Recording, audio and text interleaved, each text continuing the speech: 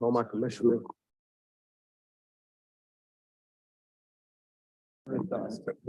Ladies and gentlemen, I'd like to welcome you all to this informational meeting of the City of Charleston Planning Commission. The topic of the information today that we'll receive in the presentations is urban design, height, density aspects of the Union Pier redevelopment. My name is Charlie Karras. I'm the chairman of the commission. I'm joined by Vice Chairman Harry Lassane, commission members Jimmy Bailey, Donna Jacobs, and McKenna Joyce. And I know you share me in thanking them for their work. They're volunteers who are appointed by Charleston City Council. The way this meeting is going to run today is we're going to have a presentation. I'm going to ask if you have a phone to please put it on silent or shut it off if you would. We're going to have a presentation that's going to last about an hour. Then we'll let commission members ask questions, comments. Then after that, we'll let the applicant or the presenters answer our questions, respond to comments. Then we'll open up to the public. I'm going to see how many people have signed up to speak. And Mr. Morgan will let me know that. And then we'll see how long we have to limit people to speak. Obviously, we'll have some limits on speaking. And I ask you to please, when you comment, please keep it at the topic of the day.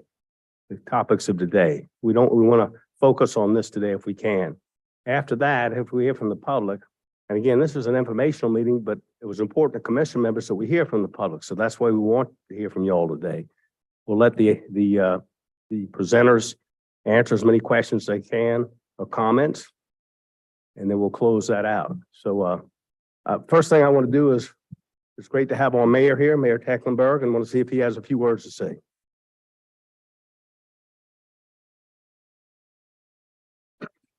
There's an hour-long presentation. We want to hear from the public mostly tonight. I'm going to just say thank you to the Planning Commission. Y'all know this is a volunteer position that these ladies and gentlemen participate in. They put a lot of volunteer hours in it, and I'm very thankful for y'all to take these extra meetings, these workshop meetings, to really dig into this particular project of Union Pier. Thank you. Thank you, Mayor Tecklenburg. And as you said, we want to get it right for everybody, for the city and the citizens and everyone else. If there's any city council members here, I just want to let them stand and be recognized. I think Mr. Sheed, thank you. Anybody else?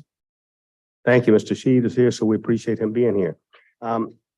Christopher Morgan from the planning department will introduce anybody from his staff and also the presenters. I'll let him do that. Mr. Morgan. Hi, I'm Christopher Morgan from the City of Charleston's Planning Division, and I just want to make sure everybody knows that the presentations you're going to see tonight are also going to be live. I'm sorry. Okay, I'll pull this a little bit closer. Is that better? Okay. So this is a brand new system we have here for audio visual for our city council meetings. So bear with us as we work through some kinks, but I apologize for that. But so we are live streaming this on YouTube, and you will also be able to watch this later to see a full screen version of the presentation that is tonight. The presentation will also be on our city website about Union Pier as well. So you can access it that way. I know that these screens can be a little bit small if you're further in the back, and I would urge folks to pull further forward if you have available seats to get in so you can see that a little bit more clearly. Yes, and our city staff that is working with us tonight, I was just going to tell the commissioners, Jim Hemphill, who is your normal staff, are working with us tonight. This is Jim's last planning commission meeting. He is leaving the city to go work for a nonprofit out of Chicago on transportation issues. And so we're really going to miss Jim, but he has done a great job for the city and for the commission and all that. And Eric Coleman is also here helping us with our technical aspects today. And Robert Summerfield, our director, is over in the front row over there. You know, Mr. Morgan, I did mean to say as well that we're going to hear from the public, and also we received the number of written comments that were received, and all the commission members have these and looked over these, so that you know that we hear you and we're listening to you and we're reading what you say. So that as well. Sorry, I mean to cut you off. Okay, no, that's all. We're going to start. Okay. All right. Well, I think we're ready to start with the presentation then. And so Jordy Yarborough from the South Carolina Ports Authority is going to bring forth the Union Pier team. Thank you. Check it out. Thank you, Mr. Chairman, members of the Planning Commission, Mr. Mayor, Councilmember Sheed.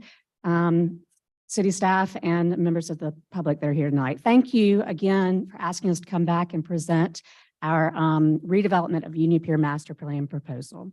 I'm Jordy Yarborough, Vice President of Statewide Stakeholders and Local Government Relations for the South Carolina Ports Authority.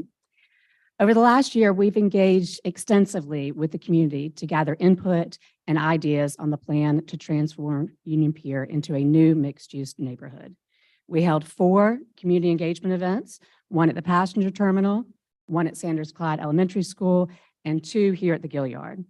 We've met multiple times with the Historic Charleston Foundation, the Preservation Society of Charleston, and the Coastal Conservation League, as well as the Charleston Trident Association of Realtors, the Charlestown Neighborhood Association, the Historic Ansonborough Neighborhood Association, the Gadsdenborough Neighborhood Coalition, the Daniel Island Neighborhood Association, the East Peninsula Planning Committee, the East Side Development Corporation, and the Charleston Metro Chamber of Commerce. We will continue to meet with groups like the Charleston Moves Group and other entities representing areas off the peninsula. We commit to continually engage with the community as we continue through the city's process. We've also been meeting with city staff, the council of governments, and CARTA staff to ensure that we get this right. The public is now weighing in through the city's rigorous public process, and we continue to meet with city officials, stakeholders, residents, and community members every week. We have been listening, and we still are listening.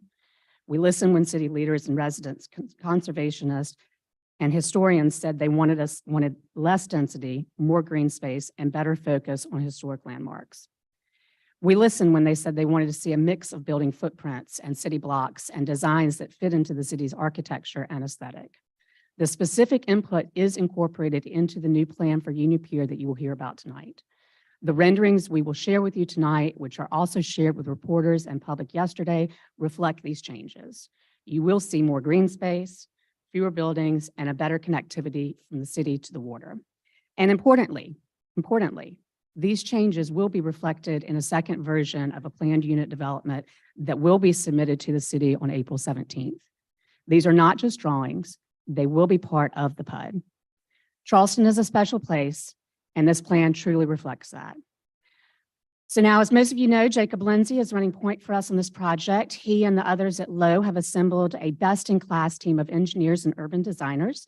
You heard from the engineers from Sherwood at the last workshop, which was focused on resiliency, and tonight you'll hear from the urban designers and master planners from Perkins and Will. So I'll now hand it over to Jacob for some additional remarks and to introduce the Perkins and Will team. Thank you. Thank you, Jordy, and good afternoon, members of the Planning Commission. First of all, just a mic check. Can you all hear me? I assume the audience can hear me because no one's saying anything. Okay. The question of the evening is whether this is good enough for Charleston. Is this up to our standards? A 40-acre industrial site separating the historic downtown from the harbor? Or should it be something better?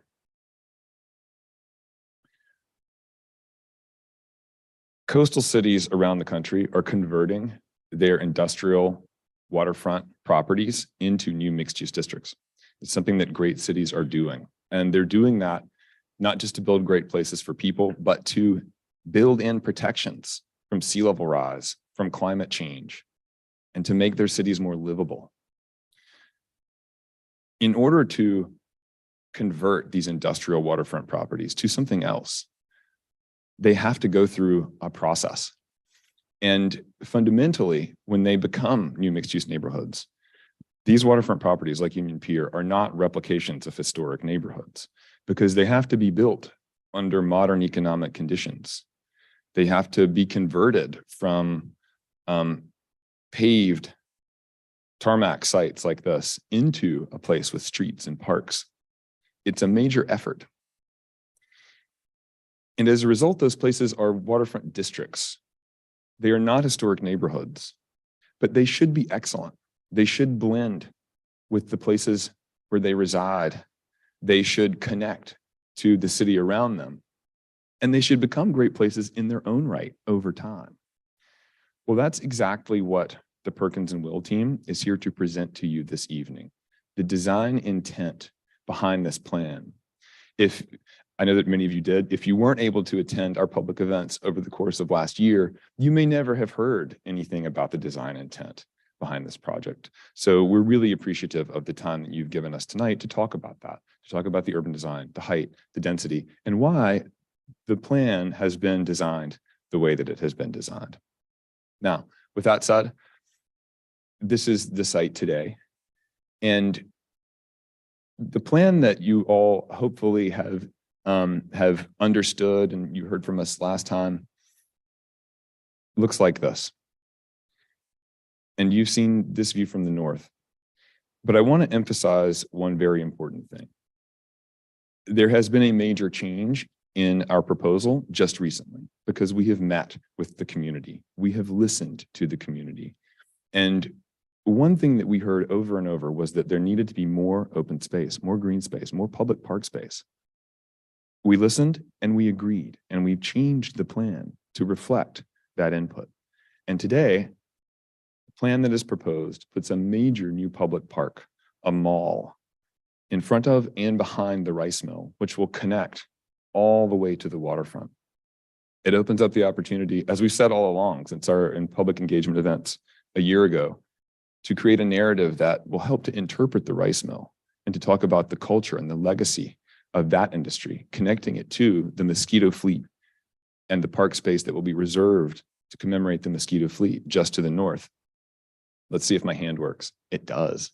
I don't know if you all can see the cursor here.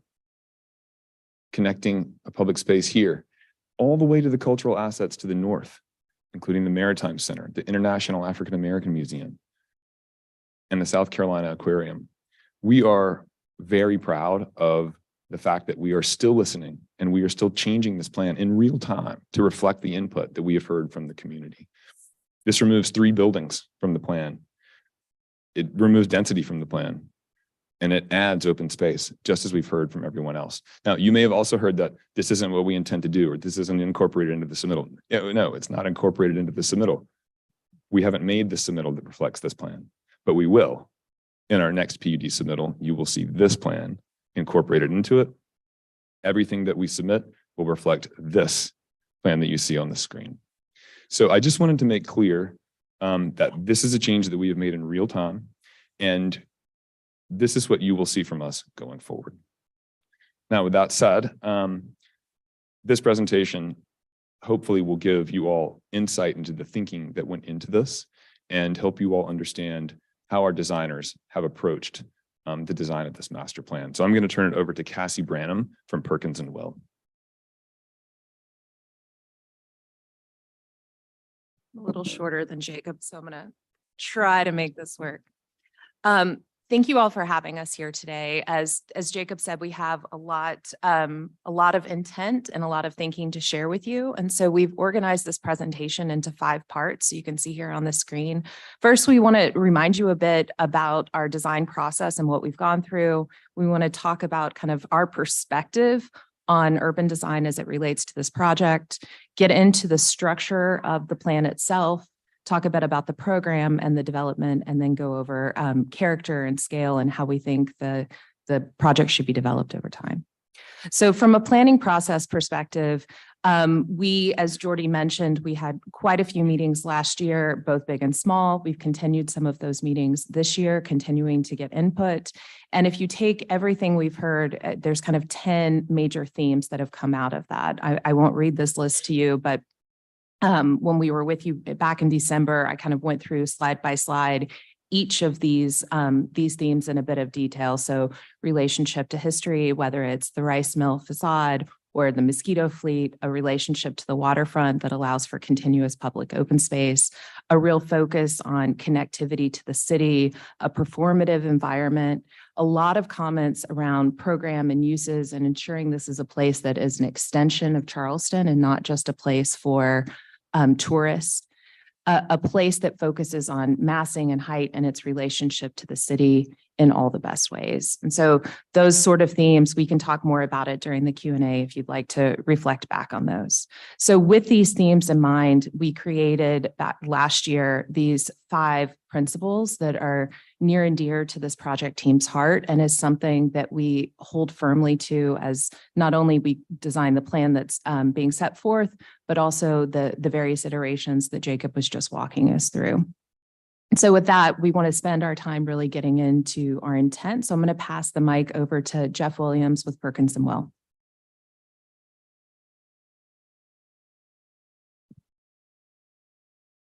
Am I shorter than Cassie? All right. So this, let's see here. So this business of making and managing cities is some complicated stuff. Back in the end of January, we submitted this this submittal to the technical review committee. This was our first submittal. And as Jacob said, we're going to revise this, and you're going to see a true PUD submittal in the coming weeks. These documents describe the transformation of Union Pier in a way that your law is set up to describe projects of this kind. But at the same time, I can imagine the challenge that you might have with this landing on your desk and trying to, one, interpret our intent, our design intent, why we made one choice versus another choice. And also what the impact of those choices are. So what kind of a place might this produce? What kind of a waterfront precinct, as Jacob said, might this produce? And so we're gonna, I sincerely appreciate the opportunity to be able to come and dig into this in a little bit more detail.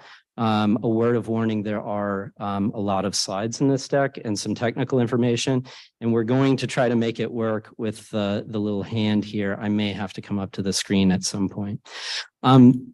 So first, the intent of the urban design. And so Cassie described the conversations that we had with the community last fall.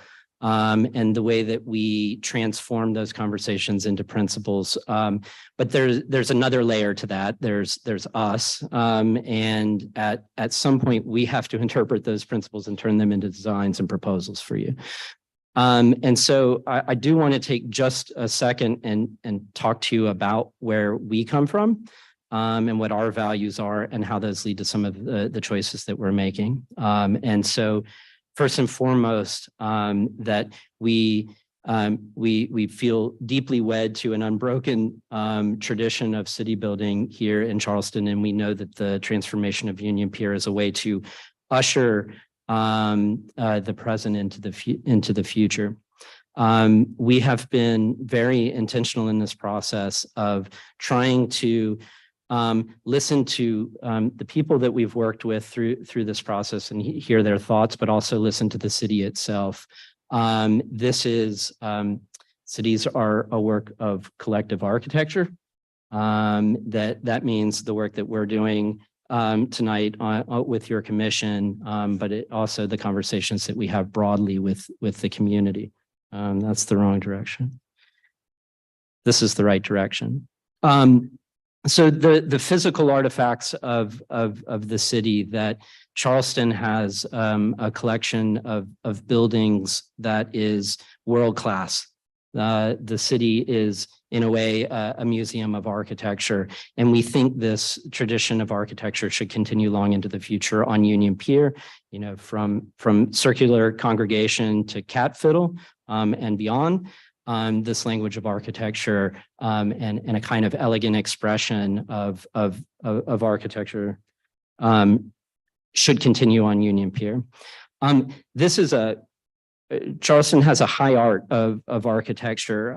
There's another tradition, though, and that you can see in this wonderful image from the 1870s of a foundation that the city is built on. And what's hard to see in this image is a bunch of buildings, many of which have changed, some of which have stayed and are lovingly preserved as they should be.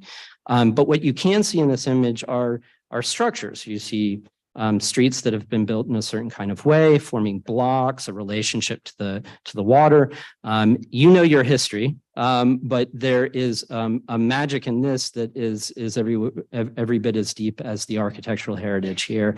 It's a city that grew in increments, not based on a master plan, but individuals sort of subdividing their property and connecting their streets to their neighbors' streets.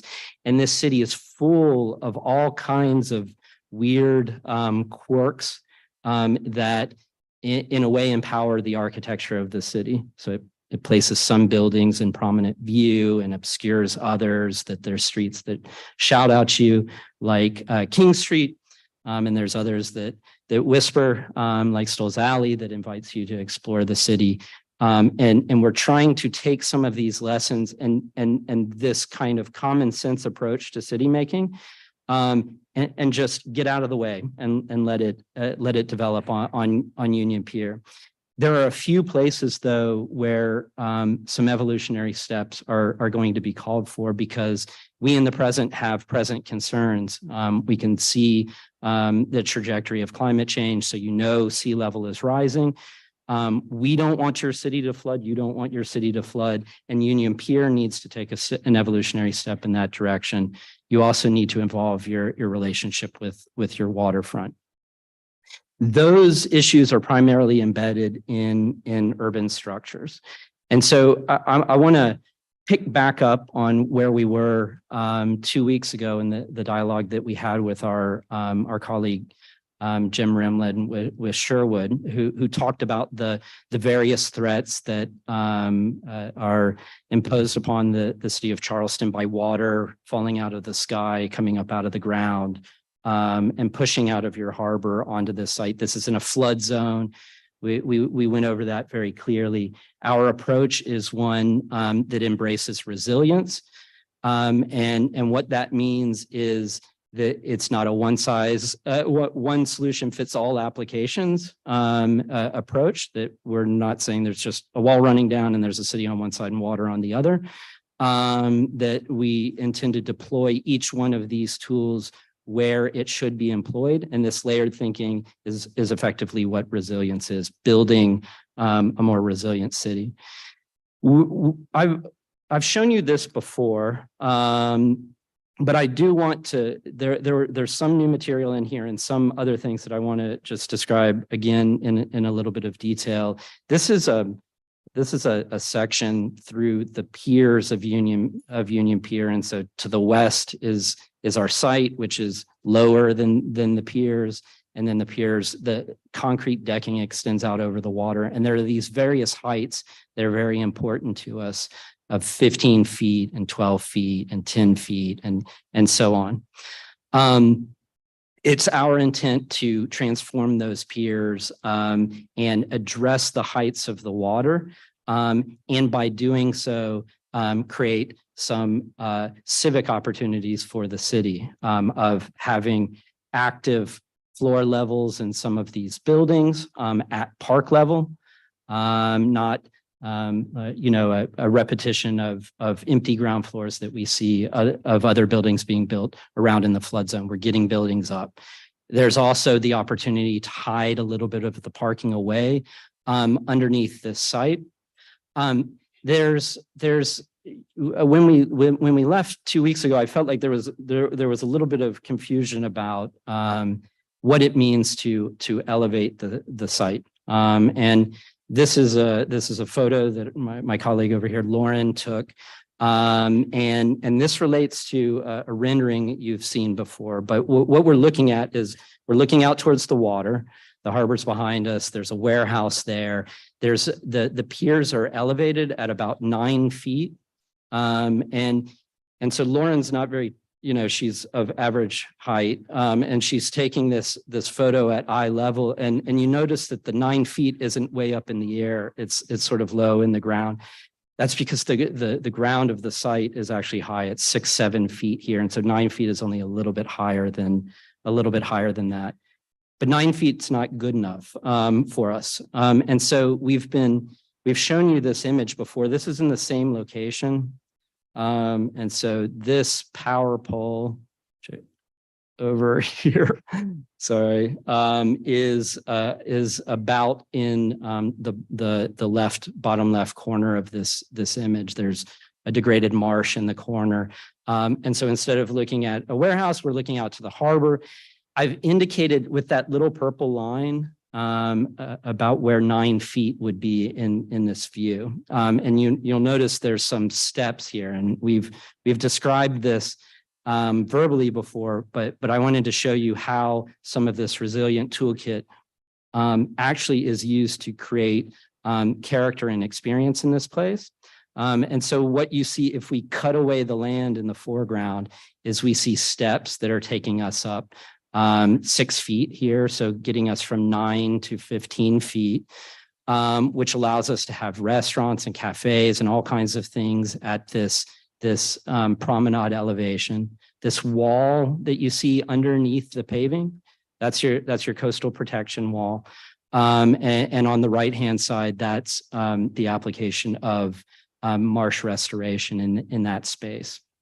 And so when we're looking at these things, there's holistic thinking behind some of these pretty views. Jacob showed you the site as it is today. We in our last meeting, we were looking at a stepping of the site, and we wanted to give you a better characterization of how that would work. That we don't intend to, our best thinking in this moment is we don't intend to fill the whole site, but to build up streets up to that high elevation so that they would be their highest in a zone right in the, right in the center of the site, if you can see that. And there's important components of that. And so you saw in that marsh section, we've raised the site. So there's a coastal barrier, there's elevated streets, and then there's a promenade beyond that wall on the harbor side. And so what are those streets? What does that mean? How steep are they? How tall are they? And through the master plan, we've cut a series of cross sections. And so Hazel Street to the water and Society Street. This is existing grades today. Admittedly, the site is very flat. In our proposal, we're elevating the center of the site. And so you can see some of that elevation. I'll flip back and forth so you can see it's also sort of flat. We're at our steepest. I'm going to zoom in on this. So where the streets are sloping up. So at the end of Concord on the north and the south, and Hazel Street and Society, when they come and enter Union Pier, they'll start ramping up very gradually. About like when you walk in the Gilliard Center off of George Street, there's you walk up a little bit of slope to the door. It's a steepness like that. The steepest it is in our plans right now is 3.4%. There's an average slope of about 2.5%. So what does that mean? So just wanted to show you a couple of examples around Charleston. So we're looking at West Edge, on West Edge Street down to Lockwood. If you go out there at the corner of the multifamily building, that's about a 6.5% slope over 150 feet. So our average slope is less than half of that. So we've hunted around where is there someplace that still feels like Charleston, but has a sloped street that would be comparable to what we're proposing. And so this is Exchange Street behind Waterfront Park. And so this is going from Concord up to East Bay. If you go down there and you go to the base of Waterfront Park and you stand and sort of look at eye level, you can see the street raising up. But when you're walking on it, it doesn't feel steep. And it takes one long continuous change. And so that's how the streets are working. I know that was on your mind. So the streets are sloping, but we're also doing some other things with the street network, that we have broken urban fabric all through the site. That Concord comes up from the south on the left-hand side of the screen. And there's a right of way through the Union Pier site, and it continues north, but it's not continuous. contiguous. And so our first objective has been in the way that people would have done in 1872 is at the end of their property, they would have seen all of these streets and they would have picked the streets up and they would have carried them through their site and given access to the waterfront to conduct the activities of the waterfront. And so right now, all of those views and those streets from the bottom of your screen, which is west, are obstructed by the warehouses, and we intend to continue them through all the way to the waterfront. And in doing so, create a network of public ways, so streets, pedestrian ways, alleys, through the site, creating an incredible amount of connectivity. And so you've seen this before, but Concord today, looking north, and in the middle of the site, that we imagine Concord being one of the great streets of Charleston. There are other interesting nuances in the street network in our proposal that I think are very important to shine a light on right now. There's an idea that came from the 1994 master plan that we think is a good one. And you can see the top and the bottom. I want to call your attention to East Bay and to Washington as it takes its bend from Concord and Pritchard through the site. Today, you have these two roads that really have East Bay does all the work. And Washington Street is just sitting there, a parallel route, not really contributing to the alleviation of any traffic or connectivity through the city. And so what we're proposing and what has been proposed in the past is to about at Guignard Street, a diversion of East Bay onto Washington Street, and about at Chapel Street on the north, a diversion back. What this does is create a pair of streets, whereas you have just one street today. In addition, connecting Concord, you'll have 3 routes north-south, whereas today, really, there's only effectively one. We've blown this up, and you may want to go back and look at this, but this is left and right, the existing street network. This is on the northern side by Columbus Street Terminal and how the roads would be diverted back. And this is on the southern side. And this one's a little bit harder to picture. And so I'm gonna show you another illustration of this. So if you're on East Bay and you're looking north, that we have this 4-lane cross section. On one side, there are warehouses that is Port Authority property. The proposal is in a really rudimentary way is to take East Bay and realign it and direct it towards the water and direct it through Union Pier property, which also creates some real estate and the opportunity for a new park that's sort of a gateway and exit park for the city. If you were to continue on Washington, so we went through that warehouse, and now we're next to the Ansonboro Inn. That's on the left-hand side of the screen.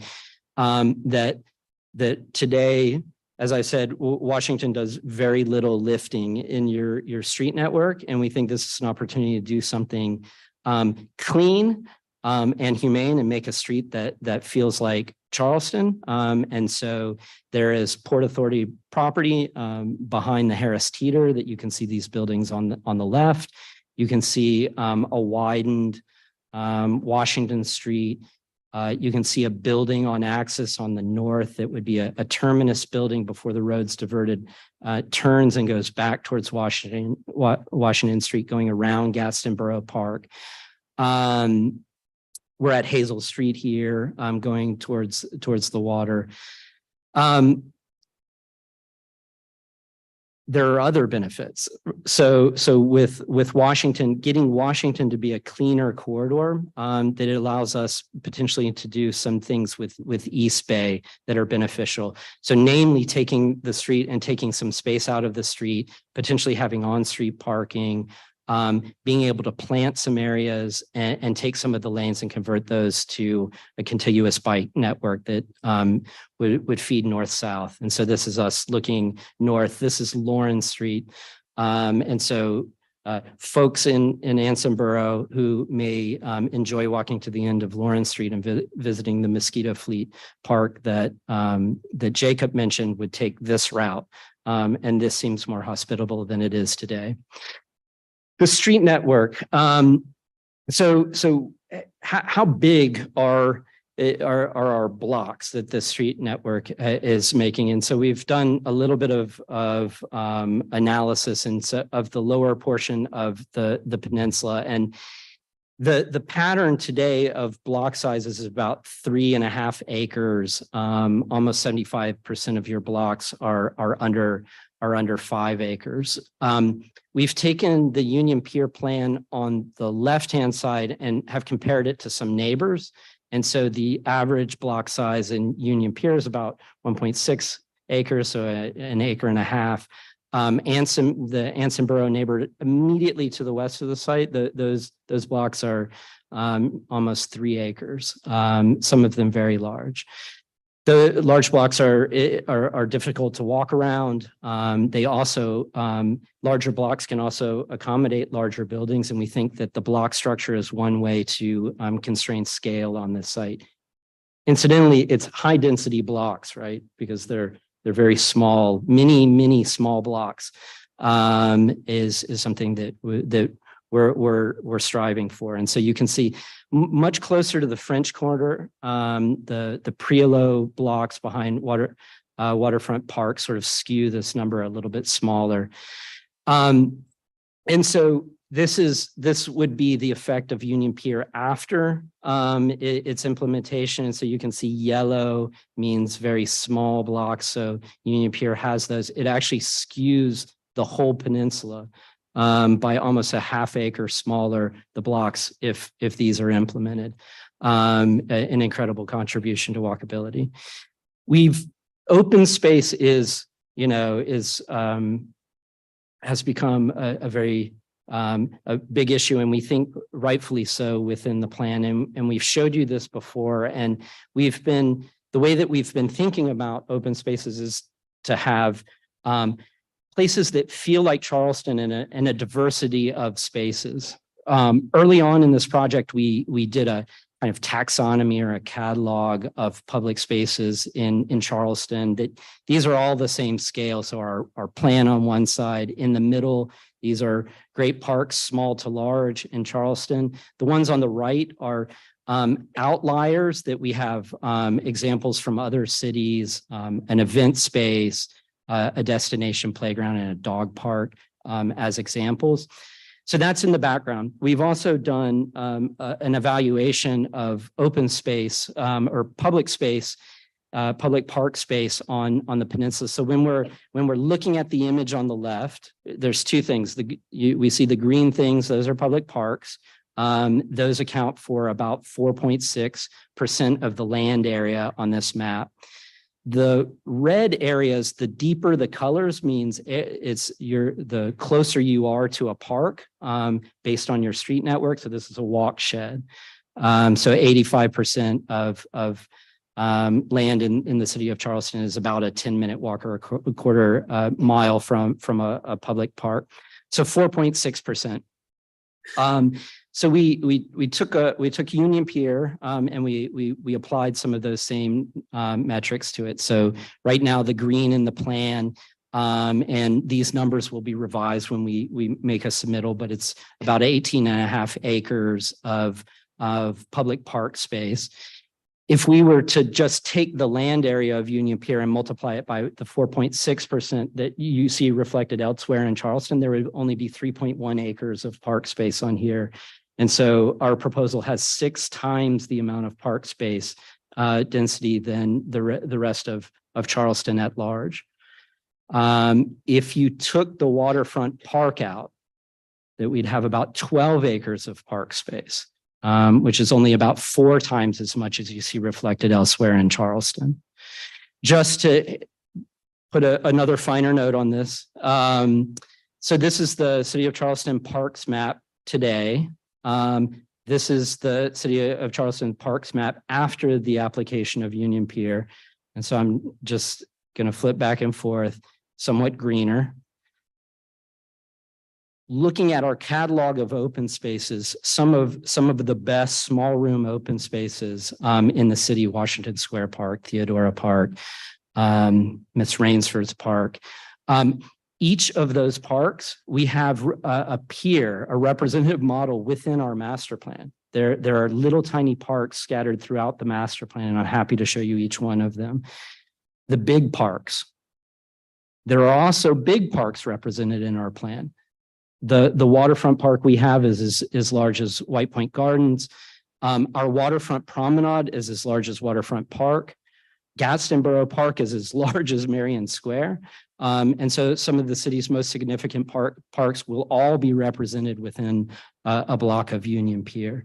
It will be the most exceptional park space in all of the city. Incidentally, it also increases the coverage of walkability to about 92% on the peninsula. An 8% jump in the ability of people to walk to an open space in the city of Charleston. Okay. I'm going to turn this over to Jacob in just a second, but I want to talk for just a moment about the rice mill facade that has been the subject of so much conversation in this project. We've said from the beginning that its preservation is an utmost priority to us. In the plan that we had been showing you before, we had been using Washington Square Park and the cistern as sort of precedents to create the image that we had shown you before, this image.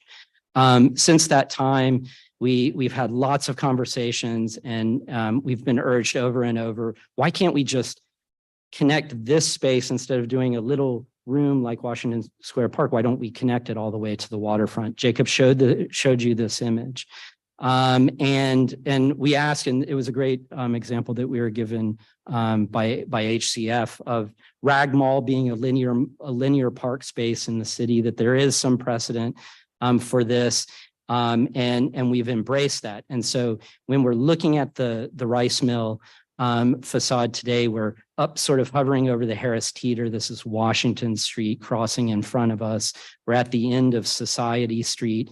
That our proposal is to extend that mall, that park all the way to the waterfront. You can see the rice mill facade framed up in that space, but you see a lot of other things in this image.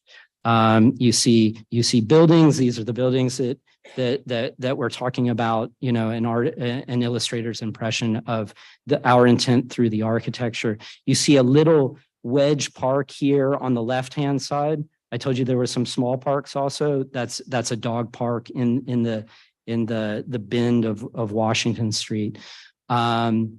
We see some buildings here in the bottom right that line the back of the Harris Teeter. It's a bold vision, and we think we're doing the right thing with the rice mall at this point. Okay, how are you all doing? Hanging in there?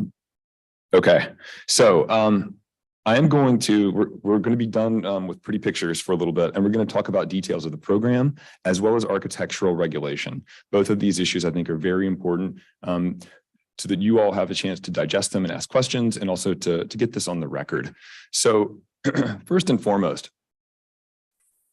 the Union Pier PUD proposes a mixed-use development that incorporates flexibility in the proposed land uses to accommodate appropriate development over time. We are not designing the buildings now. This is a land use process and a land use document. It does not design the architecture. And what you've seen with the renderings, as Jeff mentioned, is accurate. It's very important for us when we portray renderings that they are accurate. The height of the buildings, the size of the buildings is exactly what is enabled in the PUD.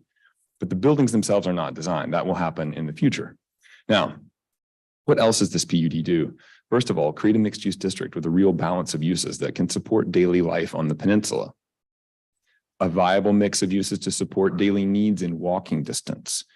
We hope that Concord Street can become a street that is full of services for residents who need places to take their dry cleaning, places to buy coffee, to repair a bicycle. That's the kind of street that we have designed, and those are the kinds of retail spaces that can line Concord Street in the future. a moderate level of residential density on the peninsula, but still enough to support transit. And that's 40 dwelling units per acre. Get really nerdy. There's a really wonderful book by a professor named Vishaan Chakrabarty, who actually was in Charleston a few years ago as a part of the Mayor's Institute on City Design. He wrote a book called A Country of Cities, and he outlined the level of density, the minimum level of density that's required to support fixed transit, 37 dwelling units per acre. We are just north of that number. So we believe that this is a place that will support transit. We have met with the COG, we have met with CARTA, and we are working to coordinate with them to make sure that we have stops located in the right place so that we augment and make those services better. 2 modern office buildings, just enough for 2 of those with modern floor plates. And then hotels scattered throughout the site and planned in this new district where tourism can be diluted rather than concentrated, planned for in a new district. The number of hotel rooms that we have requested in the previous PUD, 600, is about a 7% increase in the total number of hotel rooms that are either built or approved on the peninsula. That's the intent behind the program that we have requested. And what you will see, obviously, in the PUD, about 270,000 square feet of retail commercial, ground floor commercial. That number does not mean that that will be built. That is the amount of square footage that resides within the ground level of buildings on Union Pier. That's the total envelope. Again, about 270,000 square feet of office, 2 modern office buildings, 600 accommodation units, as we mentioned, and 1,600 residential units. Now, what does that mean? Relative density. So at Union Pier, we have about 40 upland acres. And we're requesting 1,600 residential units, which means 40 dwelling units per acre. So these are the comparable densities of the residential projects around us. Again, we are 40 acres, 1,600 units. 2 wharfs, all of these, by the way, are adjacent or very near our site. These are the multifamily projects nearby. 2 Wharfside is about 27 dwelling units per acre. That's what that means. Anson House, about 33 dwelling units per acre. The Gadsden, recently built, a really wonderful facility, 82 dwelling units per acre. Williams Terrace, which is affordable housing for seniors owned by the Housing Authority, a wonderful project that received architectural awards when it was built, 98 dwelling units per acre. Those are small units. They're all 1 bedrooms. Society at Lawrence under construction now at 76 dwelling units per acre. And 175 Concord, parcel B, for those of you who remember that, that's attached to the parking garage that is just to the south of the Custom House, is 66 dwelling units per acre. So again, we think that we're within the range of comparable multifamily projects around us. And in fact, below the average. The average density of all of these is about 47 dwelling units per acre. Now, I want to move quickly to this because this has been a very important part of this. And as you know, in downtown Charleston, this issue of architectural regulation is very important to us, and it lands many, many projects in litigation. And it's very important for us that we do not create a master plan that is unimplementable when it comes time to build it. It needs to be able to go vertical. So I'm going to just do a brief dive into architectural regulation. If you all can stick with me. These are some examples of how architecture can be regulated. Over time, as buildings are built, how can that architecture be controlled so that it works? Well, one way to do it is no architectural regulation. And an example of that is, if I can get this cursor to work, Charleston before 1931, before the creation of the BAR. On the upside, you have free architectural expression. The downside, of course, is it's dependent on the culture to produce architectural excellence. If we don't regulate the architecture, you get the buildings that your neighbors won't shame you for, or the building that you build because you want to impress your neighbors. All of those things are still at work, by the way, in Charleston. But that's what got us this, and a convergence of extreme wealth and extreme good taste and trained architects who knew what they were doing. All of those things created the beautiful historic city that we have today, preserved by the BAR. Thank God for them. If it wasn't for them, most of these probably would have been demolished. This is one way to do it. Another way to do it, which we do, is to regulate the architecture only by creating height districts. Our height districts do have some controls in them. They control things like the floor-to-floor heights, things like that. This is there are little donut holes around the peninsula of areas that are not architecturally regulated. And on the upside, again, you have free architectural expression. You can do something great or you can do something terrible. Doesn't matter. It's just a building permit. And the downside, of course, is there is no control over the design. Another way to do it is to have a public review board in addition to height districts. And the example here is the peninsula inside the BAR jurisdiction, most of the peninsula, or the design review board, the DRB jurisdiction outside of Charleston. This is how we regulate architecture in our city. And this method of regulating architecture was pioneered here and adopted by cities all across the country. I've heard before that over 1,500 municipalities used our original code to create their architectural regulation. I don't know if that's true or not, but that number sticks in my mind. And on the upside, you have public review of architecture. And on the downside, you have design by committee and idiosyncratic outcomes. Some buildings are great, some are not so great as a result of this process. Design by committee tends to reduce things to the mean, eliminating the best, eliminating the worst, and coming to the average, which is often acceptable for us. Just a few more. There's a different way to do it. You can create a private design review board and then have height districts as well. And an example of that is Laurel Island, which is unbuilt. This was a PUD approved a few years ago. On the upside, this might be a little more efficient, right? A little less bureaucracy than a public design review process. You still have design by committee though. This is untested so far. This site, by the way, was in BAR jurisdiction, and the developers proposed to create a new BAR, the Laurel Island BAR. Taking it out of jurisdiction of the city's BAR. Another way to do it is you can have a double jeopardy, a private review board plus a public review board plus the height districts. And that's Daniel Island. They have their own design review board there. And then the city's DRB also reviews them. And you get a very high level of public scrutiny. And the downside, of course, is design by committee ×2. Almost done. Another way to do it is to have a private review board plus a form-based code. Form-based code says how the building can be shaped, how its windows can be shaped or applied, how the roof can be deployed. All of those things are specified in the code. An example of this is Magnolia. On the upside, you get a high level of control over the architecture, very specific outcomes. But there's no public review in this case, or at least I don't believe there is. I think this is a private process. Two more examples. Another way to do it, not done in the city of Charleston, is to simply have a private town architect. Traditional neighborhood designs, T&Ds across the country use those. ION as an example, the highest level of architectural control and true excellence in architecture. This gives a tremendous amount of power to a single person who can approve or not. My friend Mackie was that person at ION for many years. And the architecture is excellent, but there is no public review. And the last example I'll cite, Seaside, Florida, the place that created modern form-based codes, and they also have a private town architect. And what you get here is a predictable outcome with room for individual expression. But again, no public review in front of it. There are many ways to control architecture over time. This is the breakdown of those techniques. And this is the one that we use in the city of Charleston. If you were downtown, if you were in this jurisdiction, that is the mechanism that we have in place. We've had it in place since 1931. That's how we regulate architecture. And Union Pier is no different. The site is within the BAR's jurisdiction. Now, what we have heard in our ongoing engagement, as we continue to meet, as we continue to listen, is we've heard that's not enough for Union Pier. That's what we've heard. The BAR is not enough. And we need to go further. But that presents us as a challenge. It presents us with a challenge for those of us who are working on creating this PUD, because if we create a separate set of rules and give the BAR those rules, then they have to administer something which is not in their codified powers and duties. And at least in my opinion, sets them up for future litigation when they render opinions that aren't rooted in their own code. That's very problematic. We have to work within the BAR's jurisdiction or do one of these other things. But we believe that the right thing to do here is to make every building at Union Pier subject to the BAR's review, just like every other building on the peninsula should be, with public review in front of it, making the buildings better. We have conviction about that idea.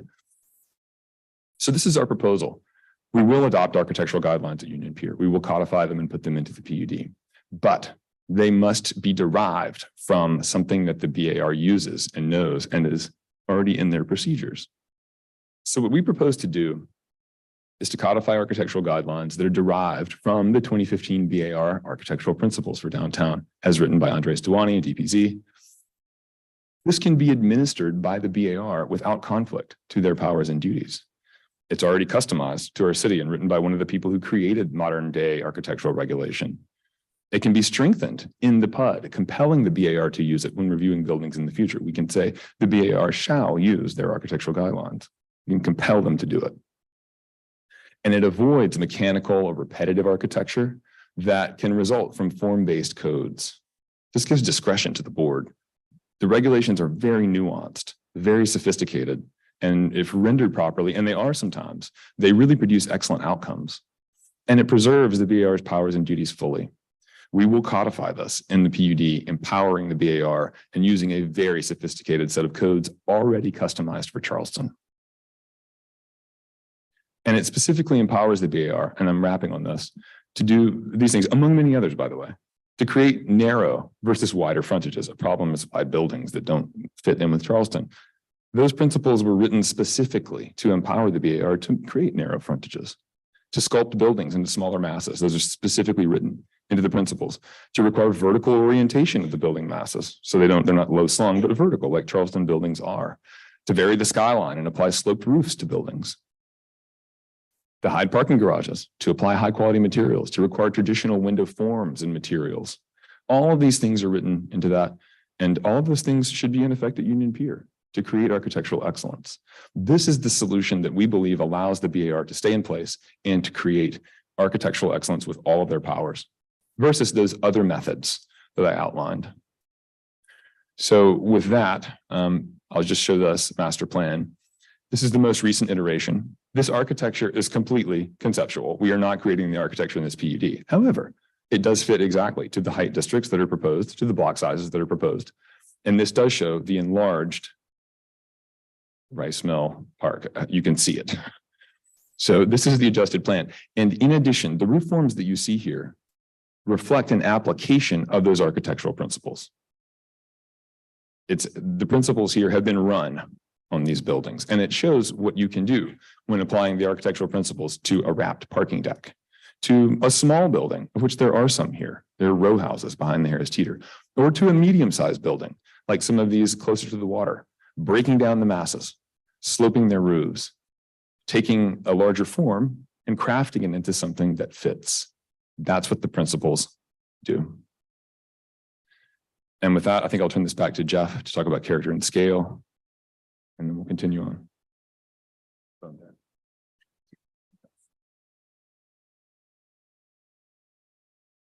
So I'm going to take you through the last set of exhibits here, focused on character and scale. And I think that it seems like the greatest concern is about where we're focusing intensity in the development. Like, where is the heart of this, and how will that be reflected architecturally? In previous presentations and conversations with you, we've talked about this urban skyline of Charleston that itself is textured and punctuated. There are tall buildings, there are small buildings, there's huge trees, there's small trees. It's a very rich urban environment, and we hope in the illustrations that you've seen, you can see us pulling that intent forward in the way that we're characterizing the PUD. In our from the technical review committee, we received this height map proposal, and I think the most important thing here, I think for everyone, is where the location of the tallest structures are, which was a modification from our proposal. And here, just highlighting it so everyone can see where those are. This would be at the end of Society Street, all focused along Concord, at Society and at Hazel, and at Pritchard, in these little nodes. And the idea is that in some places there may be a few taller structures that come with precedent in the city of Charleston, here, the People's Building, in the nomenclature, the architectural nomenclature in Charleston. This is a bookcase building, vertically oriented, narrow frontage, sits on a prominent corner, and contributes immensely to the city, it's a landmark, and it's a beautiful structure. And so when we're looking at that map, this is the thinking that is within that map. And when we going back to the drawing that Jacob was just sharing with you, when we're drawing this, we're thinking of those same principles, of maybe there are a few of these and they're only 7 stories tall, and the only places that they could be located is on these 3 important corners that would punctuate the center of the site. And when you see our subsequent height map in our submittal, that you'll see that we've moved to the recommendation of the technical review committee. And so that's what is documented here. Just for context, for surrounding structures that we have 4, 5, 6 stories, 5-story structures all on our northern side on the left-hand side of the screen, and smaller structures on the southern side or the right-hand side of the screen. And so you can see those heights being reflected into Union Pier along the perimeter. So the greatest intensity of development will be in the core and sort of stacked back into the site. There's one other place that I'll put this up quickly, and this is a crude study, but this shows the space in front of the customs house, looking out towards the water this is all port property all through this space. And we're hoping to set up a kind of corridor that looks out and frames the customs house, but also puts it into a relationship with 2 other structures. One that's in construction right now, which is the Cooper Hotel that you see on the left-hand side. And the other would be a new structure of the same height and scale. And so these 3 important buildings making a space at the end of Market Street, and framing up a new, instituting a civic relationship between these structures that doesn't presently exist, that the city just falls apart in this place. And so you'll see this in our height map also, particularly that there's a 6-story building there. The other place that we've spent so much time focusing, and some of this was in the parks commentary, but is about a reestablishment of a relationship to the waterfront that existed in the past, and is preserved to the present in many ways, and in the roughest nomenclature possible is broken by Union Pier. And we've shown this before, but a harbor promenade, this is one of the few places in the plan that you'll see almost like a hand drew a line through the site, this arcing promenade that picks up on the language of waterfront park and brings that through. We borrowed that language and brought it through the site. You can see the height of the structures is stepping down towards the waterfront to create a more intimate scale. And that scale is so important when it comes to how people experience their waterfronts. We have some examples, and this is, I want you to understand that we've spent a lot of time thinking about the distances between the city and the waterfront. Here at White Point Garden, there's 385 feet of distance across that park. There's about 200 feet from the buildings on the backside of Waterfront Park to the edge of the river. There's about 95 feet from these buildings out to the water along the Battery. Well, at places like Jim Creek, there's no feet. You sit directly upon the water. Fleet Landing hangs out over the water. Incidentally, it's the only place to go if you want to see water and eat something. And this is a very intimate relationship of the city with its waterfront. I'm told that no place else in the world matters in Charleston, but there are some exceptional waterfronts elsewhere. The one that we keep returning to in this process is this beautiful promenade in Split, Croatia. It's 150 feet. So that's half the width of White Point Garden, less than half of the width of that.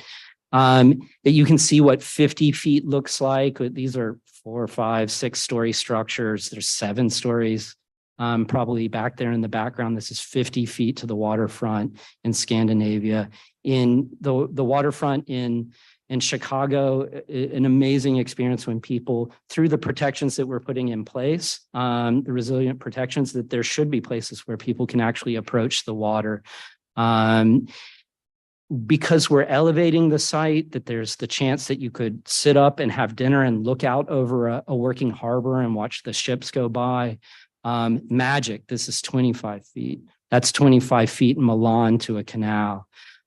This is hanging out over the water in Stockholm.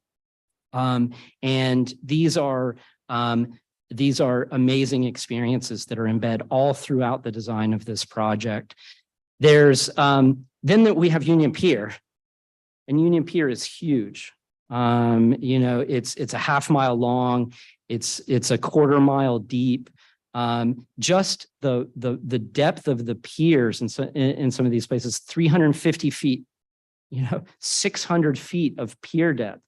And when you're in that, we have eyes. And they see the world in a certain way, that as things get farther away, they diminish in view. This is a picture I took looking out over White Point Garden. This is almost 400 feet to the water here, and you can almost not see it. And so it's a wonderful park for the city, but maybe not a great waterfront park. So we've gone, and here are some of the dimensions along the edge of our site. We're trying to work within that sweet zone that we think is around 150 feet, that gets a very immediate relationship of the city to the water, and threading that space with new promenades and walkways, of opening the view corridors that I spoke about before, and creating places like this, and creating places like this at the end of Hazel Street, a new square that presently doesn't exist anywhere in the city overlooking the water, of memorializing the fleet with its marsh on the northern side of the site, an incredible history here in Charleston that can be thread together into a contiguous waterfront experience, that would one day, with a few other connections through some very important property we know on the end of East Bay, that there'd be a 45-minute stroll from Charlotte Street down to the Battery. And there's no way to say that wouldn't be a great contribution to this city, through a place of new landmarks and new experiences, transforming something like this, that it contributes greatly to the economy of your state, but doesn't do much for your city, and transforming it into this, as we saw in the beginning, and this into this, again, reflecting the changes that we've made to the park extending beyond the rice mill. So with that, Jacob.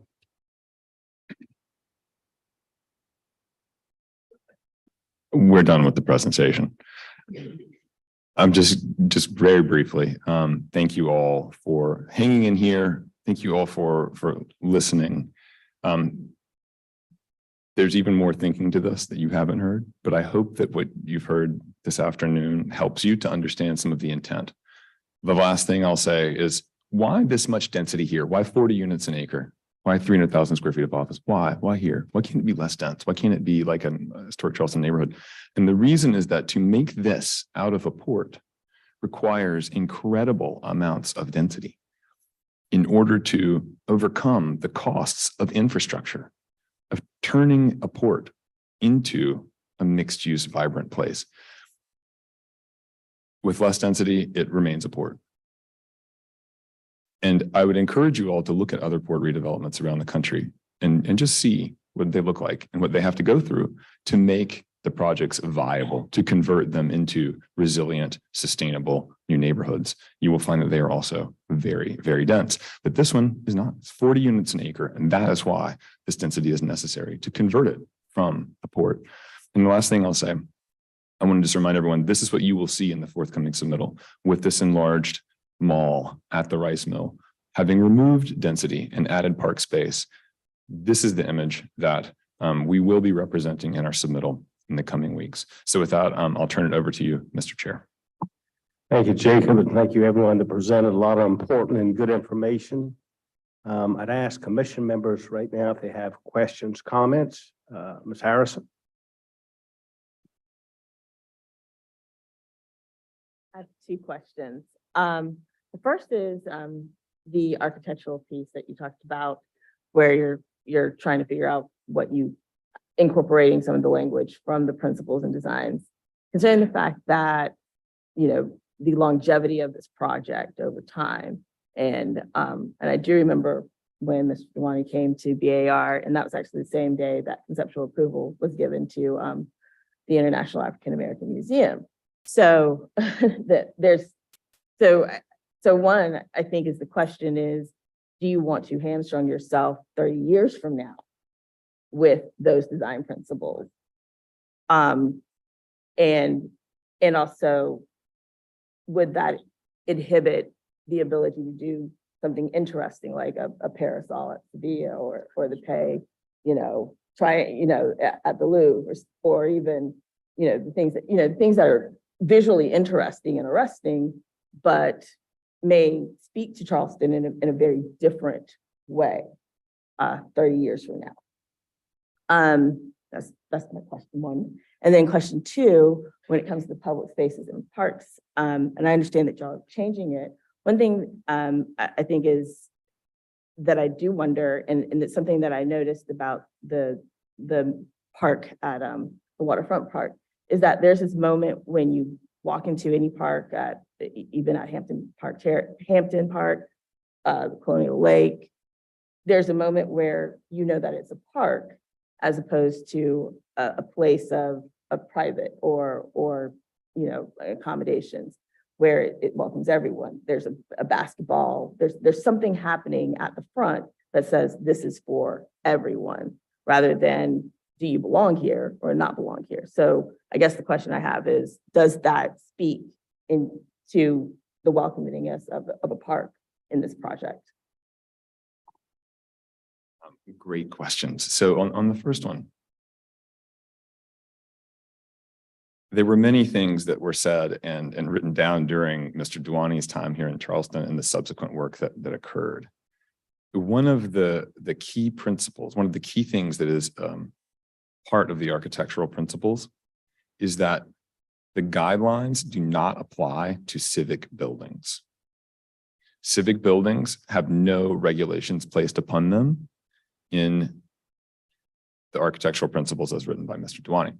The reason is that civic buildings, like museums, like places of public assembly, should be an expression of the patron and the architect and the use inside.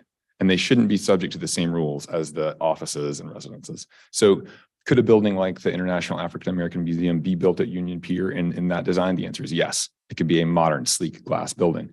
Could a building like the Gilliard, a neoclassical building, be built at Union Pier? The answer is yes, because the civic buildings will remain uncoded and they will have no guidelines applied to them. Second, this issue of public space is a really, really key question. And that's something that we heard in engaging with our partners in the community. Recently, we heard these parks might not feel welcoming to all people. They might be too small. They might be too enclosed right next to someone's house. I might not feel comfortable. And that comment resonated with me. And I know with the Ports Authority as well, they heard that. And that sense that maybe the park spaces are too enclosed, as many of Charleston's pocket parks can feel kind of privatized, was the reason that we moved to open up the mall at the rice mill.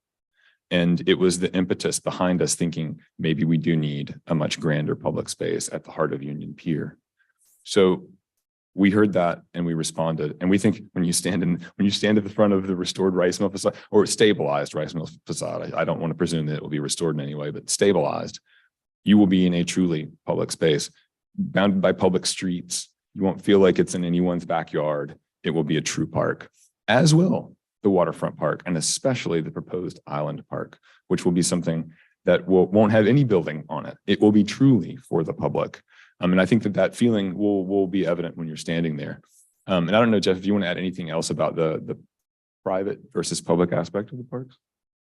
Yeah, I mean, it's such a deep kind of nuanced question. That in some ways in being responsive, we're also playing a little bit of catch up in the park programming. And so that first diagram that I showed you where there was kind of splotches of colors, if you go back and look at that there are programs or uses for the public spaces. And so we've tried to be very intentional about, where would like a dog run go? Well, if we put it on the Washington Street side, it may serve a larger catchment, all the way into Anson Borough. In the waterfront park, so in the bottom right-hand corner here, so, since last fall, we've been talking about the potential for a destination playground, something that families in Charleston would use and feel very welcome and driven there. And so an event lawn and an incredible play space are out there on the water. So pulling people through. We haven't yet caught up with some of the changes that we're making with the Rice Mill Mall, that we need to go through that. There's 3 big blocks of park space that's 800 feet long, running back through the site. And each one, that could be conceived of as one thing. It could be 3 or 4 little parks, each one, one recreation, whatever. As much work as there is to do beyond the PUD for the architecture, I mean, then you have to start architectural design. The same is true for all of this is a, once in a generation or once in a multi-generation opportunity to contribute so much park space to a city. So let's stay on that as we will, and we'll bring you back more information. Great. Thank you. I just want to point out, in addition to Mayor Tecklenburg and Councilmember Shahid, we're joined by Councilmember Ross Appel. So Ross, thank you for coming as well. Other commission members, questions, comments? Mr. Lassane? Yeah, thank you. And just on that, to the point that Ms. Harrison made about the parks, and it's a question of scale. And I think as you're thinking through this, I think the community would appreciate parks of scale rather, fewer parks of scale rather than lots of little jewel boxes, so to speak. We've got lots of those examples that unfortunately some of them do feel private rather than public. I would ask, and I appreciate the speed at which you went through that. That was a lot of information. Could you walk us back through the height, just the height explanation that you went through? I believe what we saw was an evolution from what you originally proposed. I would just appreciate a little bit more detailed discussion of that, if we could get that. Mr. Bailey, you had something as well? Yeah.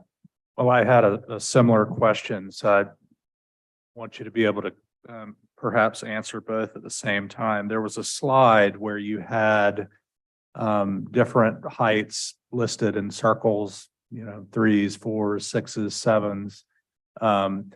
And I think if I understood that slide correctly, you weren't necessarily attributing take a 7-story height district to an entire block, but perhaps we're going literally building by building. I'm not sure. If you could clarify that, that would be great.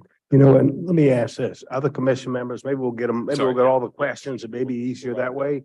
Other commission members, questions, comments, or maybe they can respond. Ms. Jacobs, you're awful quiet over there. I think I might like to hear that answer first. Anyone else on that? Otherwise, Jacob, you'll go ahead and. Okay, on the height questions. So Mr. Bailey, could you repeat your height question for me? Or I didn't catch it. Well, if I see the slide, I'll tell you to Okay. stop. Okay, got it. All right, but we'll get to That Mr. one right okay, there. Got it. No. Oh, wait, this that's is not about, right. Are they on the whole box? Right. Got it, understood. Yeah.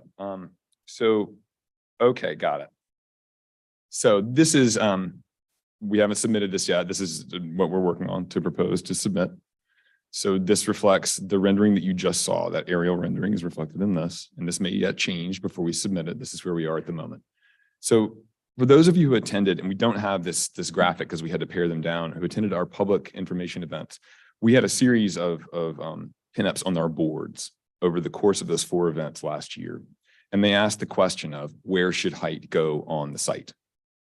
Where should it go? Should it be adjacent to Ansonboro? Should it be at the water? Should it be on the northern side? Should it be on the southern side? We heard a lot of feedback on that. And of course, the design team considered that and looked at it in many different ways. And the solution that is reflected in this design is that the height should be embedded within the center along the spine of Concord Street. And that's one, to support the density on Concord Street, to make a place that is enlivened, putting the urban density on the main street so that there are people there and offices there and residences there and hotels there and commercial in the core, enlivening the place and making a mixed use walkable district. That's one reason for allocating it. But the other reason for allocating it is to make sure that the height on the site is not right in your face as you navigate through the rest of the city, or that tall buildings aren't seen from all sides, as we have seen in many new buildings around the city that are being built that are taller than other buildings. You view them from 360 degrees, emphasizing their height. There are tall buildings embedded within blocks all over the city that are rarely seen or perceived. The Canterbury House. If you know the Canterbury House, look at it next time you go by. It's a massive modernist slab, but it's rarely perceived because of its orientation. There are also many other taller buildings. There's a student housing project in the corner of Calhoun, King, George, and St. Philip, 8 stories tall, embedded in the center of the block, but never seen because it's hidden. That principle was at work in our previous proposal, hiding the height. However, we met with the staff and what we heard from them is the same thing that coincidentally that Dewani said, we're referencing that, which he said, no, the Charleston tradition is that the tall buildings actually are on the corners. and that's what we've moved toward here, but they are not the entire block. So Mr. Bailey, to answer your question, you can see in this height map, before we did have the blocks wedding caked in that wedding cake format, we would have 6 and then step up to 7. This doesn't do that. This place is narrower volumes at the corners. And we think that this better achieves the principle that we've illustrated of that varied skyline. And that's what the city staff told us. So that's the reason that we moved toward this model. Yeah, anything else? Good. Thank you. Ms. Jacobs?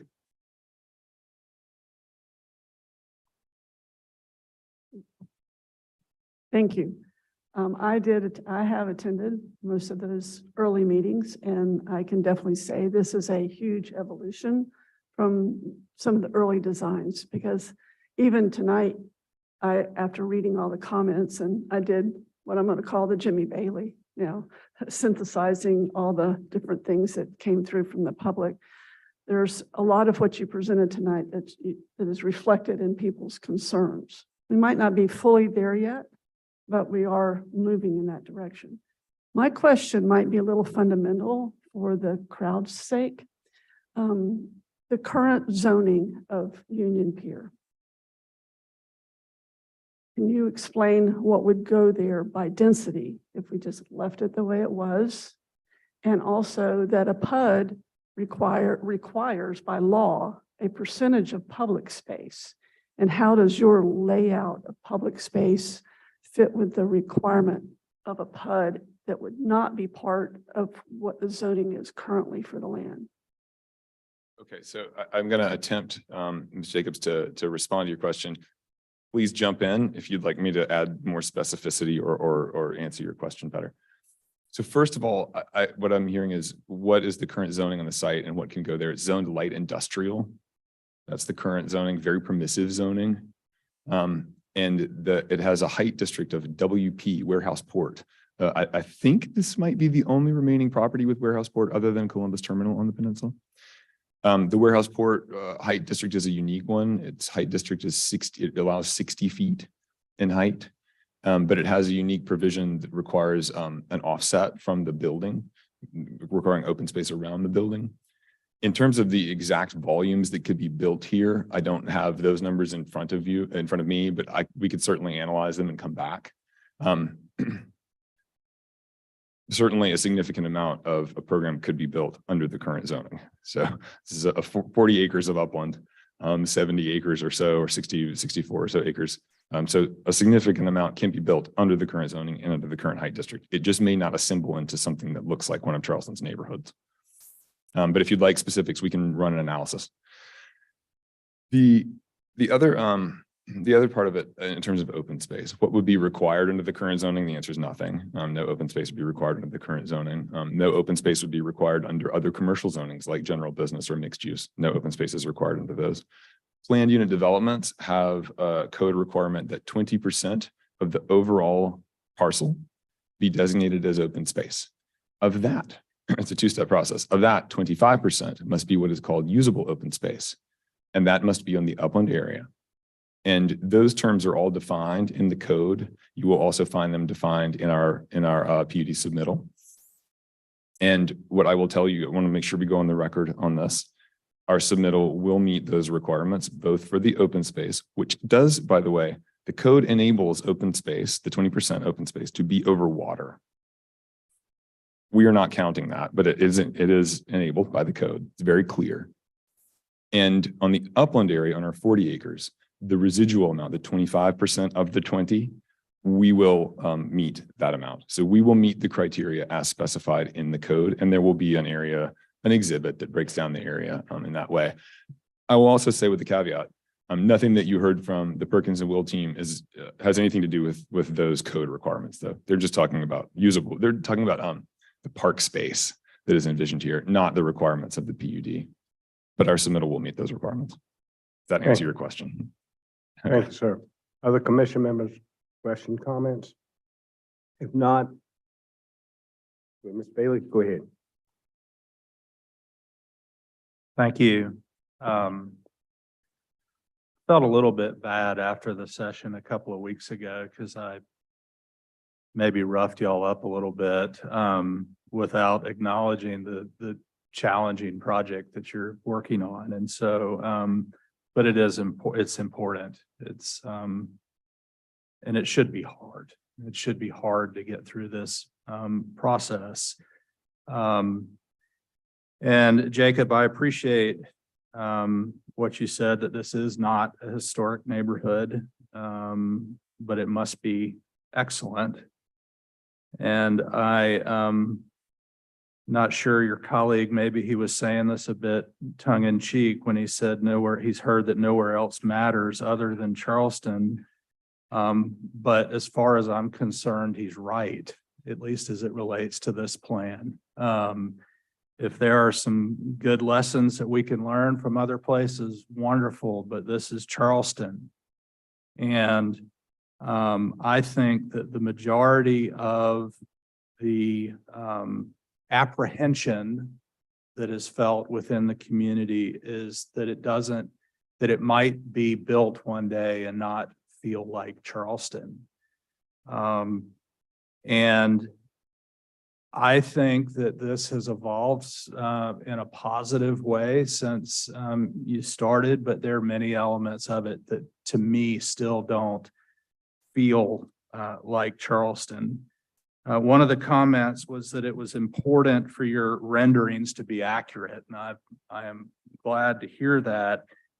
And I thought, I think sometimes renderings can help you and sometimes they can hurt you. I thought that the rendering of the newly designed linear park, I thought the park itself looked great, but I still felt it looked a little overwhelmed by the size of what's around it, the scale. And it just didn't quite feel like Charleston to me. So as we continue to go through this process, I'm going to use your words as my marching order, and that is nowhere else matters but Charleston as it relates to this plan.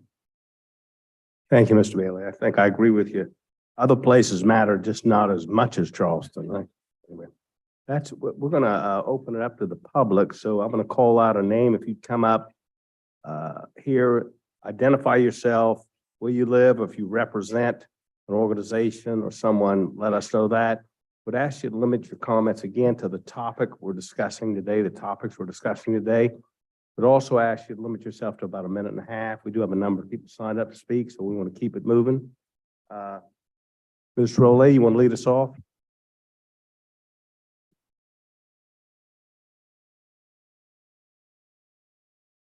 Thank you, Mr. Chairman. I apologize that I sound like a frog, but I'm not in harmony with my oak trees. Good evening, Cash and Drole with Historic Charleston Foundation, 40 East Bay Street. We all recognize redevelopment of Union Pier is critically important for our city. We have one opportunity only to get it right. We support the redevelopment of Union Pier. However, while we're encouraged by what we've seen this evening, we still feel that what has been proposed is too tall, too dense, and does not reflect the exceptional design principles of our world-renowned historic city. Broadly speaking, we'd like to see a more granular bottoms-up approach to the design. The site plan proposes wide blocks parallel to the water with too few east to west connections. The block should be reoriented with narrow frontages facing the water to avoid an effective privatization of the waterfront. Further, the block structure could facilitate monolithic development, so we'd recommend breaking those up with more alleyways. The height across the entire site is too tall at 7 stories. Taller buildings should be limited, scattered to create a modulated skyline, eliminate a canyon effect like what we're seeing proposed on Concord Street, and preserve views inward and outward. We've seen some beautiful renderings, yet we haven't seen any specific language in the PUD document to provide us with confidence that the as-built project is going to look like this. The PUD requires, and we are encouraged by what you heard tonight, but the PUD requires regulating guidelines to codify variation of height, footprints. That's essential to assuring that what's being sold to the public in the renderings is what's actually going to be built. We've also got a great opportunity here for transformational open space, meaningful water access. That island park will be subject to rigorous permits outside of the control of the city. So that makes open space within the upland portion of the site really critically important. We're grateful to the port for conceding and incorporating the Bennett rice mill facade into this open mall extending to the water. It's a great start, but allocation of green space across the site is still important for us. And thank you for the opportunity to speak. Thank you, Ms. Brole. Appreciate it. Mr. Graham, Vince Graham, come on up, sir.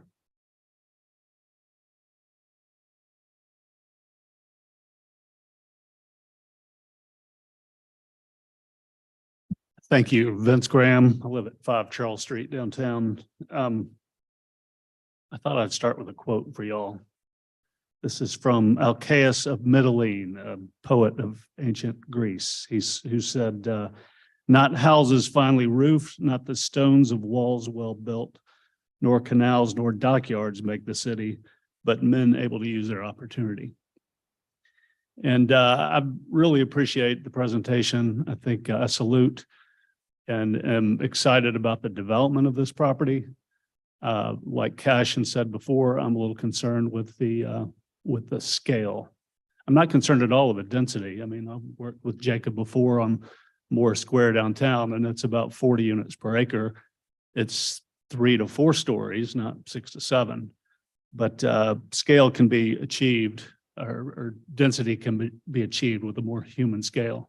And I think that's part of the concern that people fear is some of the recent development of these big landscraper buildings or, you know, things that don't fit in with Charleston scale. But just as an example, I think Jeff showed the People's Building, 7 or 8 story building, fine looking building, but the footprint is only about 6,500 square feet.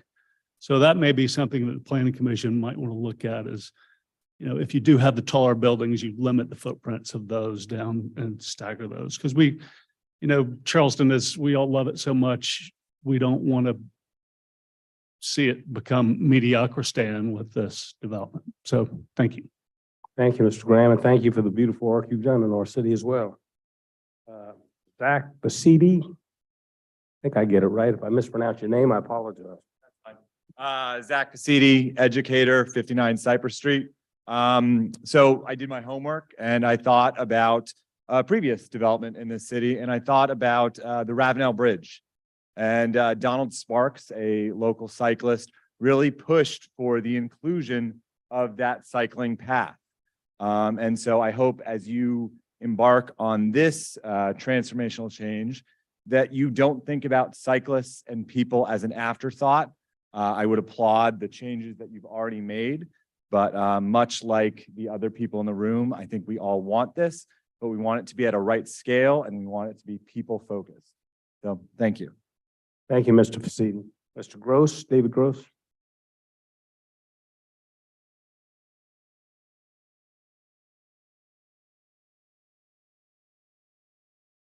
My name's David Gross, and I represent the Mizzique-Ragboro Neighborhood Association, Charleston Garden District, which is Charlotte Street, Chapel Street, East Bay to Meeting to Mary.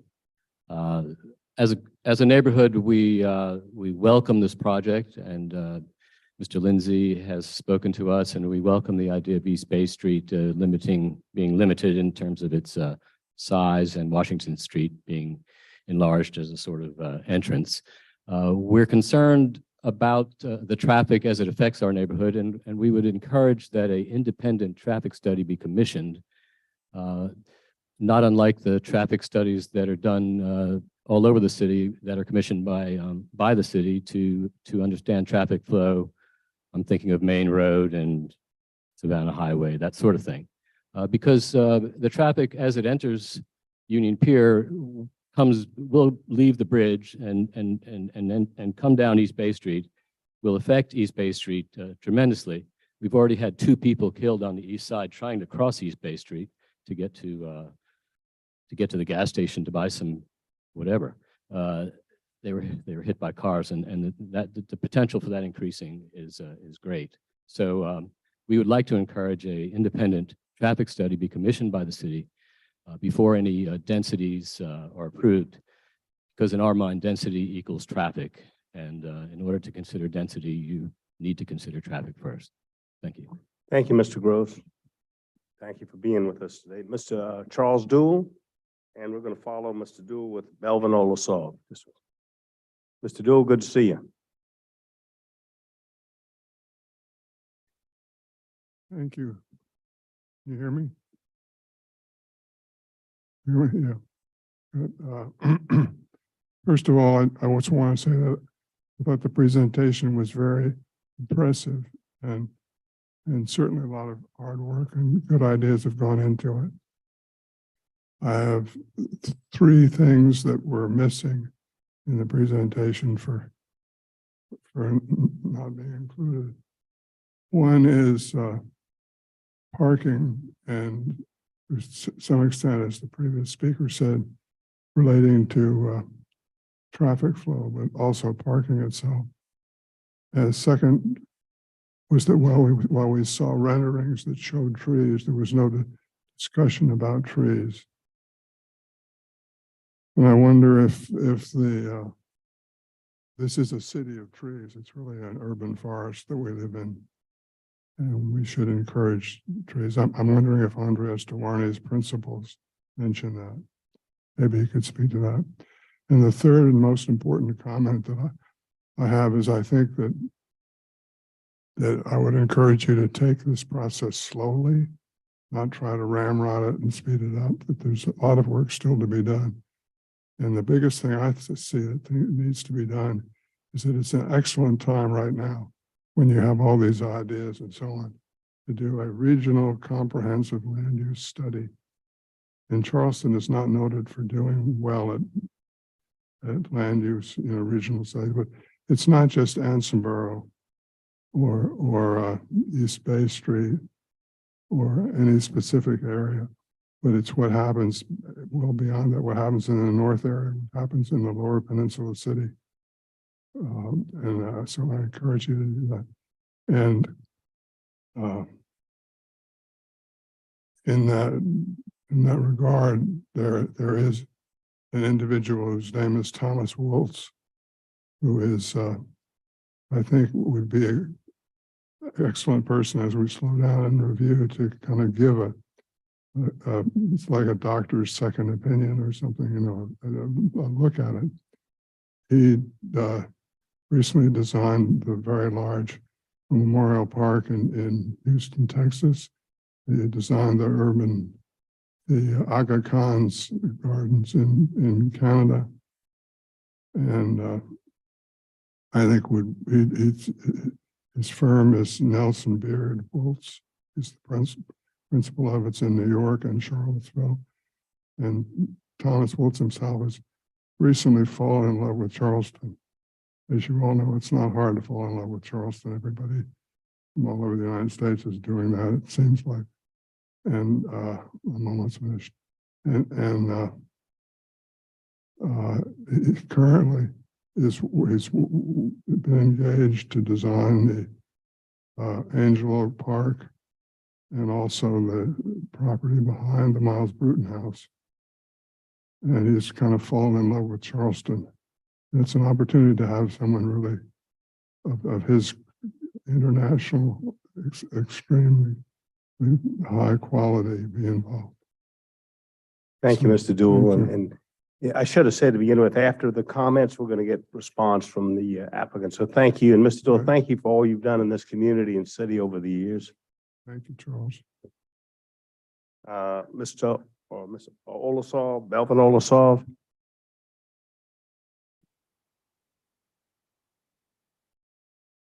Hey everyone, Belvin Olasov, 428 Race Street, representing the Charleston Climate Coalition. I was honored to help put together the Charleston Climate Action Plan. And the core tenet of that plan is that Charleston can and should be a leader in climate action. And one of my concerns with this project is that I'm not sure that climate action has been centralized in the process. I'd be willing to bet that in the PUD, there aren't provisions for green building practices for things like green roofs, which can reduce water runoff by up to 80%. Other things like transportation options, multimodal transportation, bike, public transportation, that's also a core climate provision. So I'd like to see that pushed even further. But more urban green space is a climate action. Green building practices is a climate action. And to echo previous speakers, slowing down the process so this can be integrated fully into the process, the climate action component, I think is very important if we want to see through the mission that Charleston has taken upon itself as a very climate vulnerable city to be a leader. And Union Pier is an opportunity to really show leadership in this massive new development. Thank you. Thank you, Mr. Olasov. Betsy LaForce, followed by Rowan Emerson.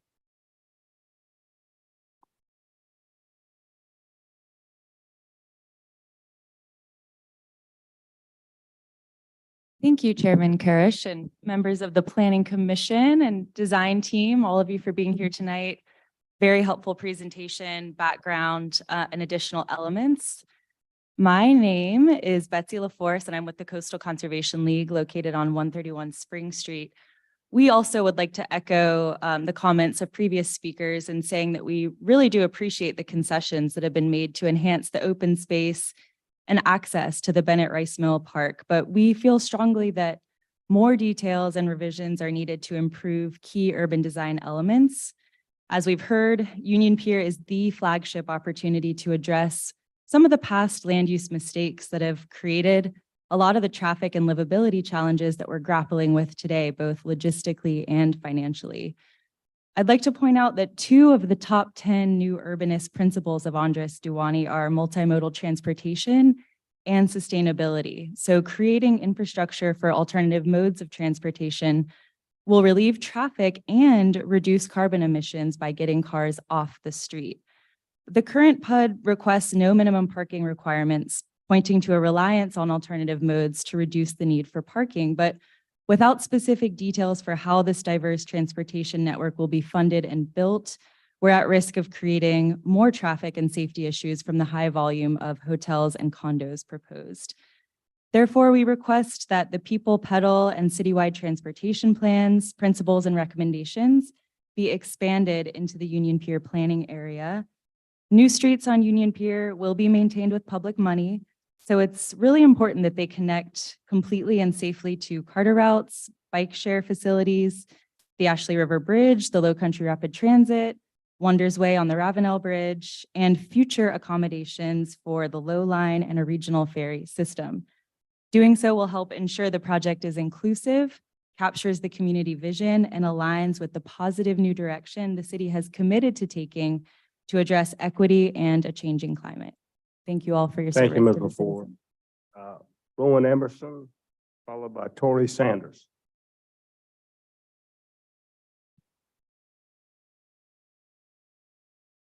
Hi, how's it going? I'm Rowan Emerson. I live at 47 Ash, and I'm also with Charleston Climate Coalition.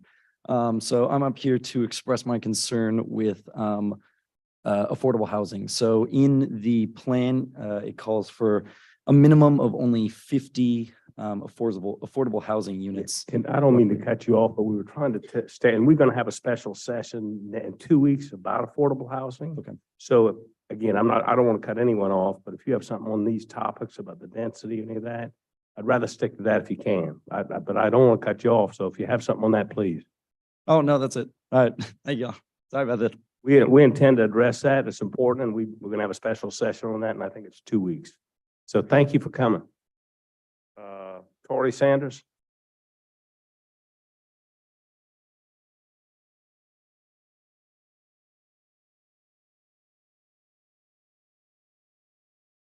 Hi, my name is Tori Sanders. I live at 50 Lawrence Street.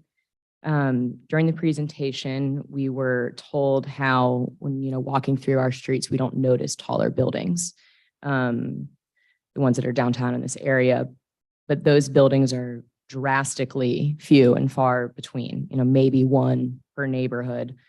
But in the renderings we saw tonight, the, tall 7, 8-story buildings that are also on top of, if, correct me if I'm wrong, a 9-foot berm, so it's really closer, it's more than 7 or 8 stories. They're only surrounded by more tall buildings, instead of the typical, 2 to 3-story high homes, single family homes or small businesses that we see that define Charleston. And so on that note, that's, when I think of what Charleston is and what Charleston looks like, it's not 7, 8-story buildings surrounded by more, even 6-story buildings. That's not who we are. And that doesn't look like Charleston to me. And so it's too dense and too high. And another related note, I found it to be very concerning that in a few of these meetings recently, and I've noticed that the public is almost being called to be sympathetic to a private developer's financial state, and that we are having to alter our expectations on behalf of their financial reality. That type of messaging shouldn't be put on the public. Thank you. Thank you, ma'am. And I promise you, we're going to get it right. We're not going to be sympathetic. We're going to be nice, but we're not going to be sympathetic towards if it's not the right thing. Ed Jones, followed by Vince DeMauro.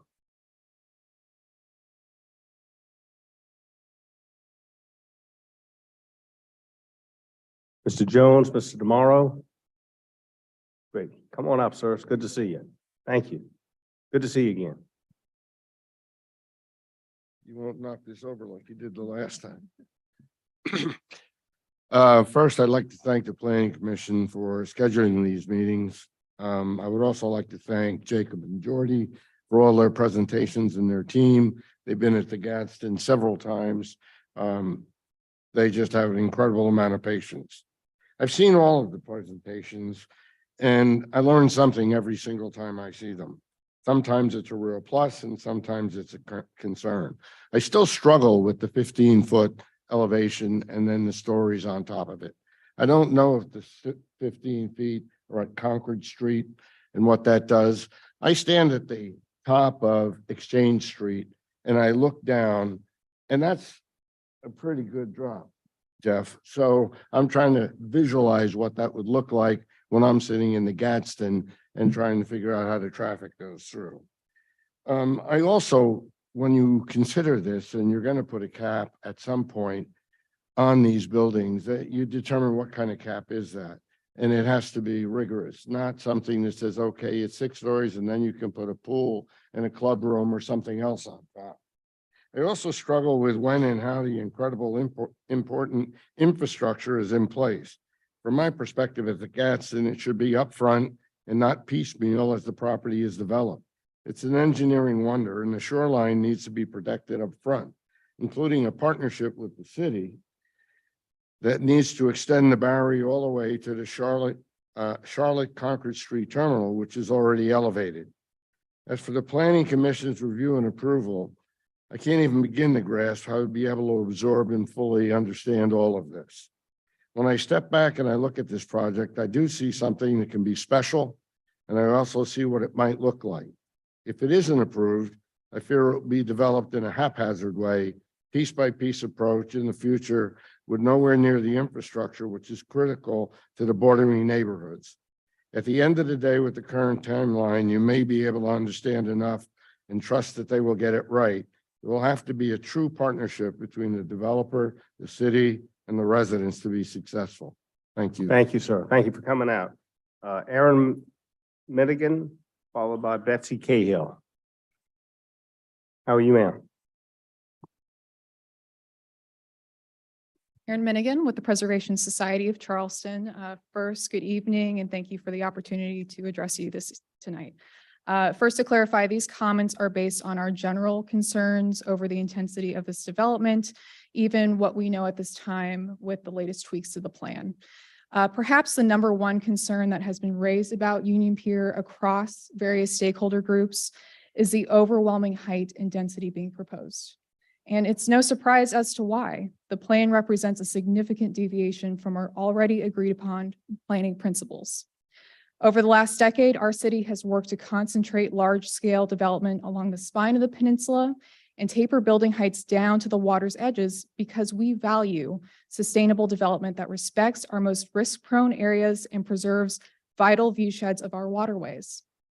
To allow some of the largest, tallest new buildings to be located on Union Pier, on what is largely reclaimed marsh, directly adjacent to the fine-grained historic context of Ansonboro, would sharply contrast with the traditional patterns of our built environment and saddle future generations with irresponsible development decisions.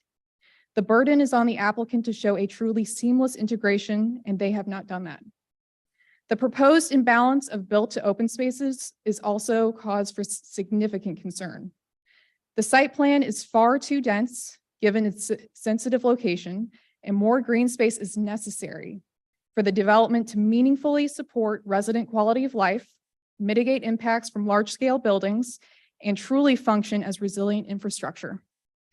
As the public body tasked with ensuring responsible land use consistent with our overarching planning policies, we urge you to ask detailed questions about this consequential project and press on the applicant how assurances can be made that this intense development in such a vulnerable location will not adversely impact the character and livability of our historic city.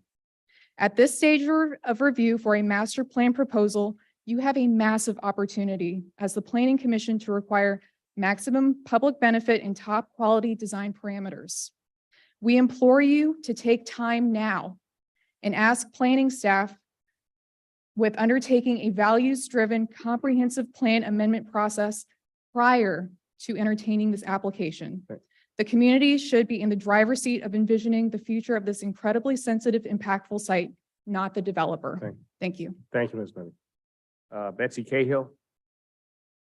Yeah, we asked you if you pass. Okay, Fred Turco, followed by Bill Renizer.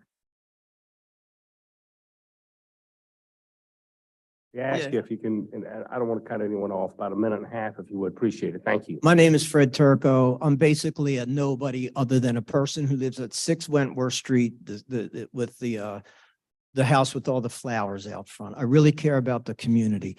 I want to challenge this gentleman here on several things that he said today. One of them was that the 40 residential units per acre is actually a very reasonable amount considering what other areas of the city have. It's not reasonable at all. I live on approximately 1/6 of an acre. That means that there's about 6 residential units per acre. not 40. And then when the gentleman further said in the later part of his speech that if he wasn't given the 40 acres, basically they can't build the property because there's economics involved. Does that mean, and I will ask him directly, does that mean that if somebody said you could only have 39 units, you would walk away and leave it as an industrial site? I mean, that sounds like a very belligerent statement. I don't think it's warranted. Personally, I think it's not warranted. There's a very famous author who once said, there's lies, there's damn lies, and there's statistics. These gentlemen gave us a lot of statistics. I challenge them. I think they're erroneous, and I think they're biased. And if they really cared about the community like they say they do, they wouldn't say things like that they have to have 40 units per acre. If they can't get by on 40, don't build the unit then. Why should you have the privilege to go around what the zoning says? If the zoning requires 60 feet, okay, of height. If you've addressed us, I appreciate it. Thank you. Okay, if the zoning requires 60 feet of height, why should they be allowed to build anything over 60 feet? If 60 feet and 1 inch is not acceptable. And Mayor Tecklenburg, I voted for you. You made in your platform, you said you were going to fight over development and you were going to try and do things that are for the community. Please live up to the obligation that you made. I gave you my vote. Join me and make sure these people don't go above 60 feet if that's what the zoning says. And if they can't get by with 40 units per residential acre, too bad. We're not here to support them to make their money. Thank you. That's their problem, not ours. Thank you. Thank you, sir. Thank you for coming out. Bob James, followed by Nancy Feinberg.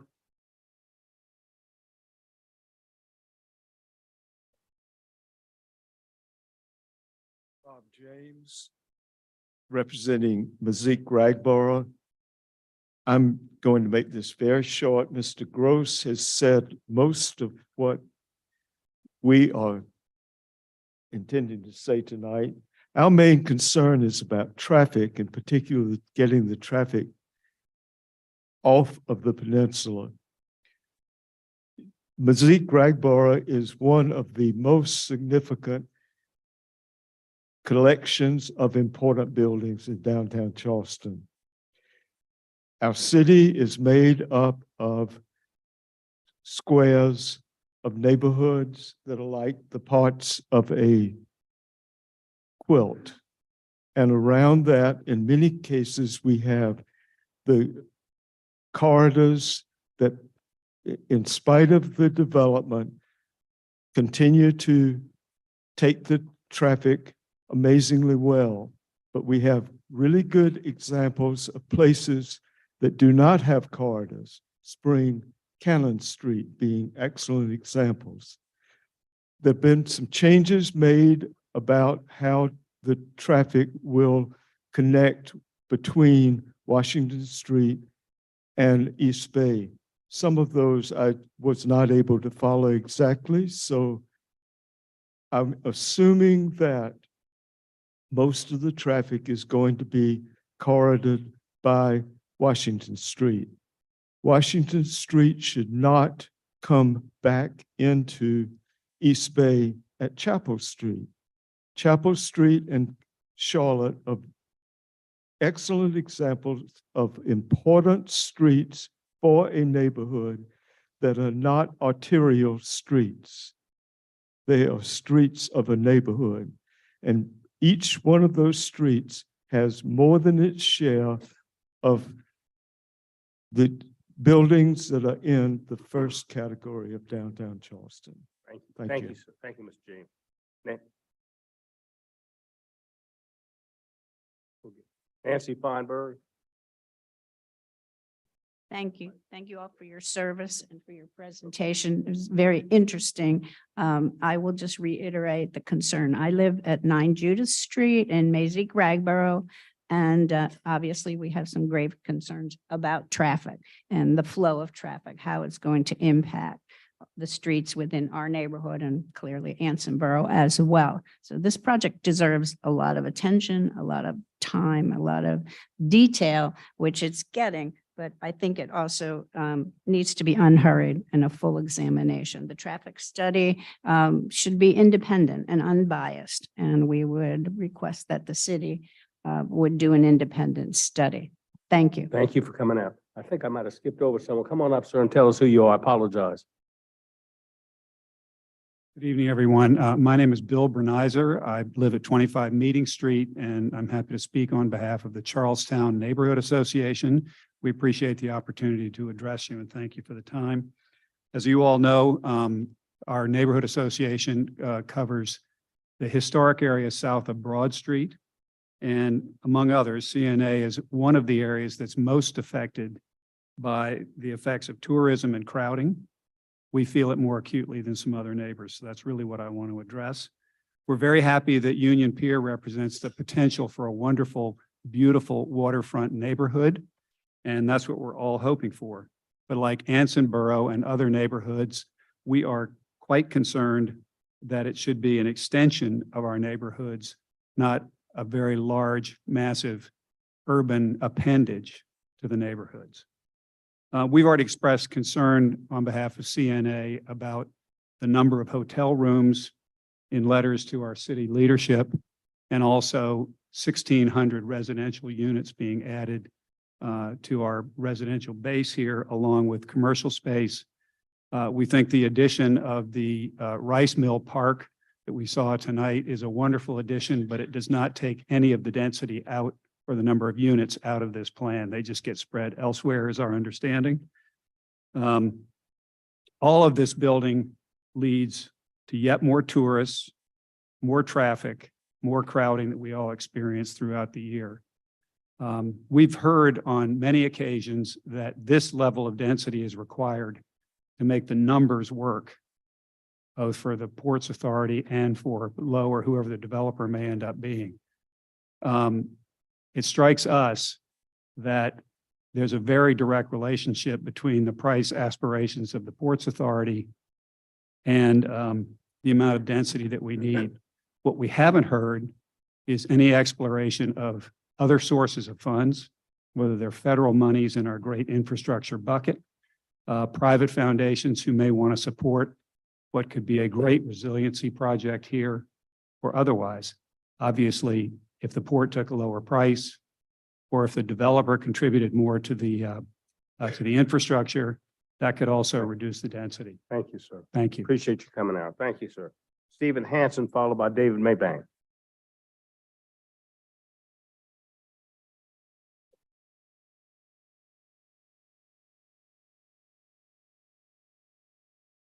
I'm Stephen Hansen. I'm a board member of Historic Ansonboro Neighborhood Association. We would just like to impress upon the Planning Commission every aspect of this plan, whether it's resiliency, whether it's density, height, everything is going to impact Ansonboro. There's not one aspect of this plan that we're free of. And I don't know how you can say that a 7-story building is compatible with a 3-story house. The traffic studies that are normally done in Charleston are only on the perimeter of the project. They don't take a macro approach and look at the ripple effect that goes into all of the other neighborhoods and all of the other streets. And again, the density requirement, because of the financial needs, there are billions of federal infrastructure dollars that are floating out there. And I would like to point out that somehow the Port Authority got the first phase of the Leatherman terminal built. Where did that money come from? So I would, again, every aspect of this project could have a negative impact on Ansonboro, and please take your time and get it right. We hear you. Thank you. We hear you. Thank you, sir. Mr. Maybank, followed by John Egan. My name is David Maybank III, and I live on Broad Street. While there are many vital topics which I could discuss at some length related to this massive project, there's one particular aspect that I'd like to speak about this evening. That aspect is the apparent complete absence of any publicly owned civic buildings on the site. The 2 parks and the waterfront promenade, which are to be granted to the city, are certainly civic in nature and are very important and valuable parts of the South Carolina State Port Authority plan. This magnificent site, which is adjacent to a National Register Historic District, and which looks out over the most beautiful harbor in the country deserves to have some building or buildings that belong to the people of Charleston and the state of South Carolina.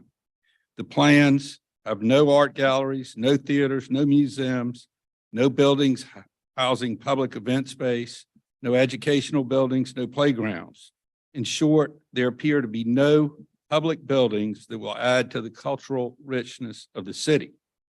During the term of the prior administration, public buildings were built or renovated all over the city to include the Joe Riley Jr. Ballpark, the historic Visitor Center renovation, the South Carolina Aquarium, the International African American Museum, the City Gallery at the Waterfront Park, the Maritime Center, and others too numerous to name. There are 36 buildable acres on the 64-acre site. The PUD drawings show a total of 26 building pads. 17 of these are over 3/4 of an acre and 11 are larger than 1 acre. The site is a national treasure. Certainly at least one building site could be given to the city to allow for the future construction of a building of great importance to the citizens of the city. The exact nature and use of this building or buildings to be worked out in the years to come, but now is the time to provide for the possibility. Thank you. Thank you, Mr. Maybank. Thank you for coming out. John Egan, followed by Kevin DeLong. Mr. Chairman, I'm John Egan. I'm a resident of Ansonboro. And I just wanted to say that I agree with many of the comments that have been made by the various people who are speaking on the potential issues which come with this development. I would also echo Mr. Hansen's comments, particularly every aspect of this can potentially negatively impact Ansonboro. And because you've heard many people talk, I'm going to just dwell on traffic, the impact on Ansonboro, the unintended consequence could be to route all sorts of traffic through a quiet, lovely residential neighborhood filled with families, older people. So please take into account unintended consequences, traffic, drainage, density, and on density. Ansonboro is a much smaller, less dense place. It directly abuts Union Pier. So while you think about apartment buildings, multifamily, 40 people per acre, think about Ansonboro too. Thank you, Mr. Egan, and we agree with you. You're right on the front lines of this, so I hear you. Kevin DeLong, come on up, sir. There's nothing that hasn't been said that I wanted to say. So I'm not going to repeat, but I live here in Ansonboro. And the traffic along East Bay, I invite any of you who've never walked, trying to cross Lawrence and East Bay around noontime, try that, okay? It's 25,000 cars per day on that street. There's going to be another 500 when these new condos open up that are being sold now. So I don't see how adding 1,600 more units, 600 more hotels are going to alleviate the traffic congestion in this neighborhood. The other thing I will say to you, Mr. Mayor, just reading, Charleston is number 43 out of 50 cities in this state, 43 with the percentage of square footage of green space per capita. Out of 50, we're down at 43. So please take that in consideration when you're going to do this development. Okay? Thank you, sir. Thank you. Thank you. And appreciate everyone's comments. Just to point out again, this commission received over 50 written comments. We're going to read them all. We're going to take them all into consideration. So anybody that didn't speak, that send us a written comment, we hear you. I know there's a lot of stuff here, but Jacob, I know you took a lot of notes, so if you can help us. I just very briefly, appreciate it. just very briefly, and looking back on my notes, want to correct the record. I believe that I spoke something to the effect that the building here would require incredible density. That was a misstatement on my part. What I meant was incredible infrastructure. The density, of course, does help pay for that infrastructure through the mechanism of the TIF. So I just wanted to correct the record. We do have a court stenographer here. I wanted to make sure that I was not misquoted, or at least that my misstatement didn't stand. We'd remember what you said. That's right. Okay, so just wanted to correct that first piece in my notes. So second piece, Thank you so much for your time. We really appreciate everything that you do, both on this project and for the community. We will continue to meet with every group who wants to meet with us. We will make sure that every question, including everyone that you ask, is answered. Thank you so much. Have a good evening. Okay, that's going to conclude the public input. Again, nothing to be voted on tonight. It's all information. We want to gather as much as we can. Commission members, any final thoughts or questions very quickly? Ms. Jacobs, not. I just wanted to capitalize on what you said about the written comments. It was like maybe almost 30 pages, 52 comments. I did do what I call a Jimmy Bailey, which was synthesize them. There were of those comments, 15 of them did address traffic concerns, bike ped, kind of infrastructure, these things. I think everybody, this has been iterated and heard again. And I also think they talked about park space principally, and the 7 stories are a little frightening, but I just wanted to reiterate that for the record. Thank you, Ms. Jacobs. Anyone else wishing to say anything? Thank you. I want to remind everyone that on April the 20th, 2 weeks, 3 o'clock, a joint community development meeting in the Planning Commission to talk about affordable housing and housing in this. So that's a very important topic and includes what we've had today. Remind everyone, Mayor Tecklenburg, you have anything? I always want to give you a minute if you have anything.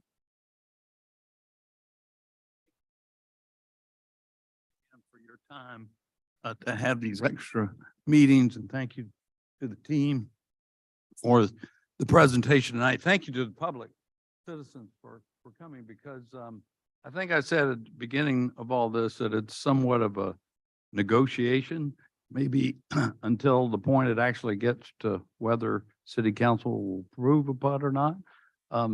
It's like an evolution. And someone mentioned a minute ago that every time they come to one of these meetings, they learn something new.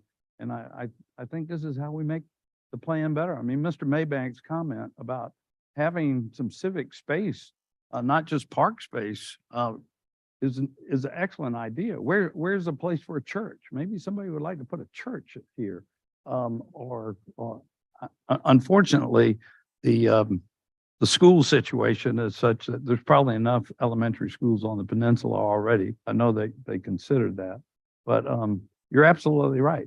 And I think about the parks, and some of the issues tonight were about the programming of the parks. What are we actually going to do at the parks, the public space? Will they be inclusive? I'm hoping we have kids living here. Let's make sure we got playgrounds and places for kids to play. You know, a lot of conversation about connecting with the water's edge. Let's make sure we got a place where people can get their toes wet and maybe put a little boat in and out of the water for the public, you know, and really make that connection to the water's edge. So each step we go, we can improve this evolution of a plan, because I'll be honest with you, what we got now over there is one worn out, bad looking industrial site. And I'm still happy that we're not going to have the embarkation and debarkation of cruise vessels at the site. And I think that's a big plus. So progress is being made, good progress, more green space. We need to drill down further. There was the talk about the reduction of density, which I believe is positive. I didn't see a proposal to reduce the number of hotel rooms, so I'm still hoping to hear something on that on the next iteration. Affordability, you mentioned we're going to talk about it in 2 weeks with another. That will be a joint meeting of the Planning Commission and our City Council Community Development Committee. I did want to mention to everybody that this Tuesday at 3:30 in City Council chambers, the Traffic and Transportation Committee will be considering more specifically traffic aspects of the proposed development. So, and back to learning something new every time. I'm going back to our last meeting about resiliency. Jacob mentioned that there were 2 tiers of resiliency plan. One, kind of the stormwater requirements that we have to do. And the second that he described somewhat as an optional matter, the green infrastructure that we've made a point to try to encourage in our Dutch dialogues, right? Well, sometimes I must admit that city ordinances and city practices haven't kept up with concepts yet. And so the point was made, well, the city won't accept a bioswale. The city won't accept this green infrastructure in our public right of way. And you better believe I caught a hold of that in my ear, and our staff is working on making sure that it's not just optional, but that we can make that a requirement. So I say tonight, give me your bioswale. We will be glad to have it. We're going to figure out a way to maintain it if you will build it, because that's what we need to be doing in the future. Just not just the normal stormwater requirement, but those extra things to absorb water and to manage water. And we're going to work out whatever we need to internally to take all the green infrastructure that this project could provide the city. And so I've taken too much time, but thank you all again for your time. And I look forward to continued progress. Thank you, Mayor Techlemer. Mr. Lassane had a comment. Just very briefly, I want to, on behalf of the rest of the commission, salute Mr. Hemphill. Thank you for all your work on our behalf for all these years, and best of luck in the future. Thanks. Thank you. And I also want to thank the entire staff, the presenters, for putting on these meetings and orchestrating these. And point out to everyone, we've heard things, people say this is moving forward. This commission is committed to getting it right. We hear you. And this commission is not scared to say no to things. I look around the room and they tell me no all the time. So we're going to get it right. We're committed to that. But I also want to, in closing this, I want to wish everyone a very happy Easter and a happy Passover as well. So thank you for coming out tonight.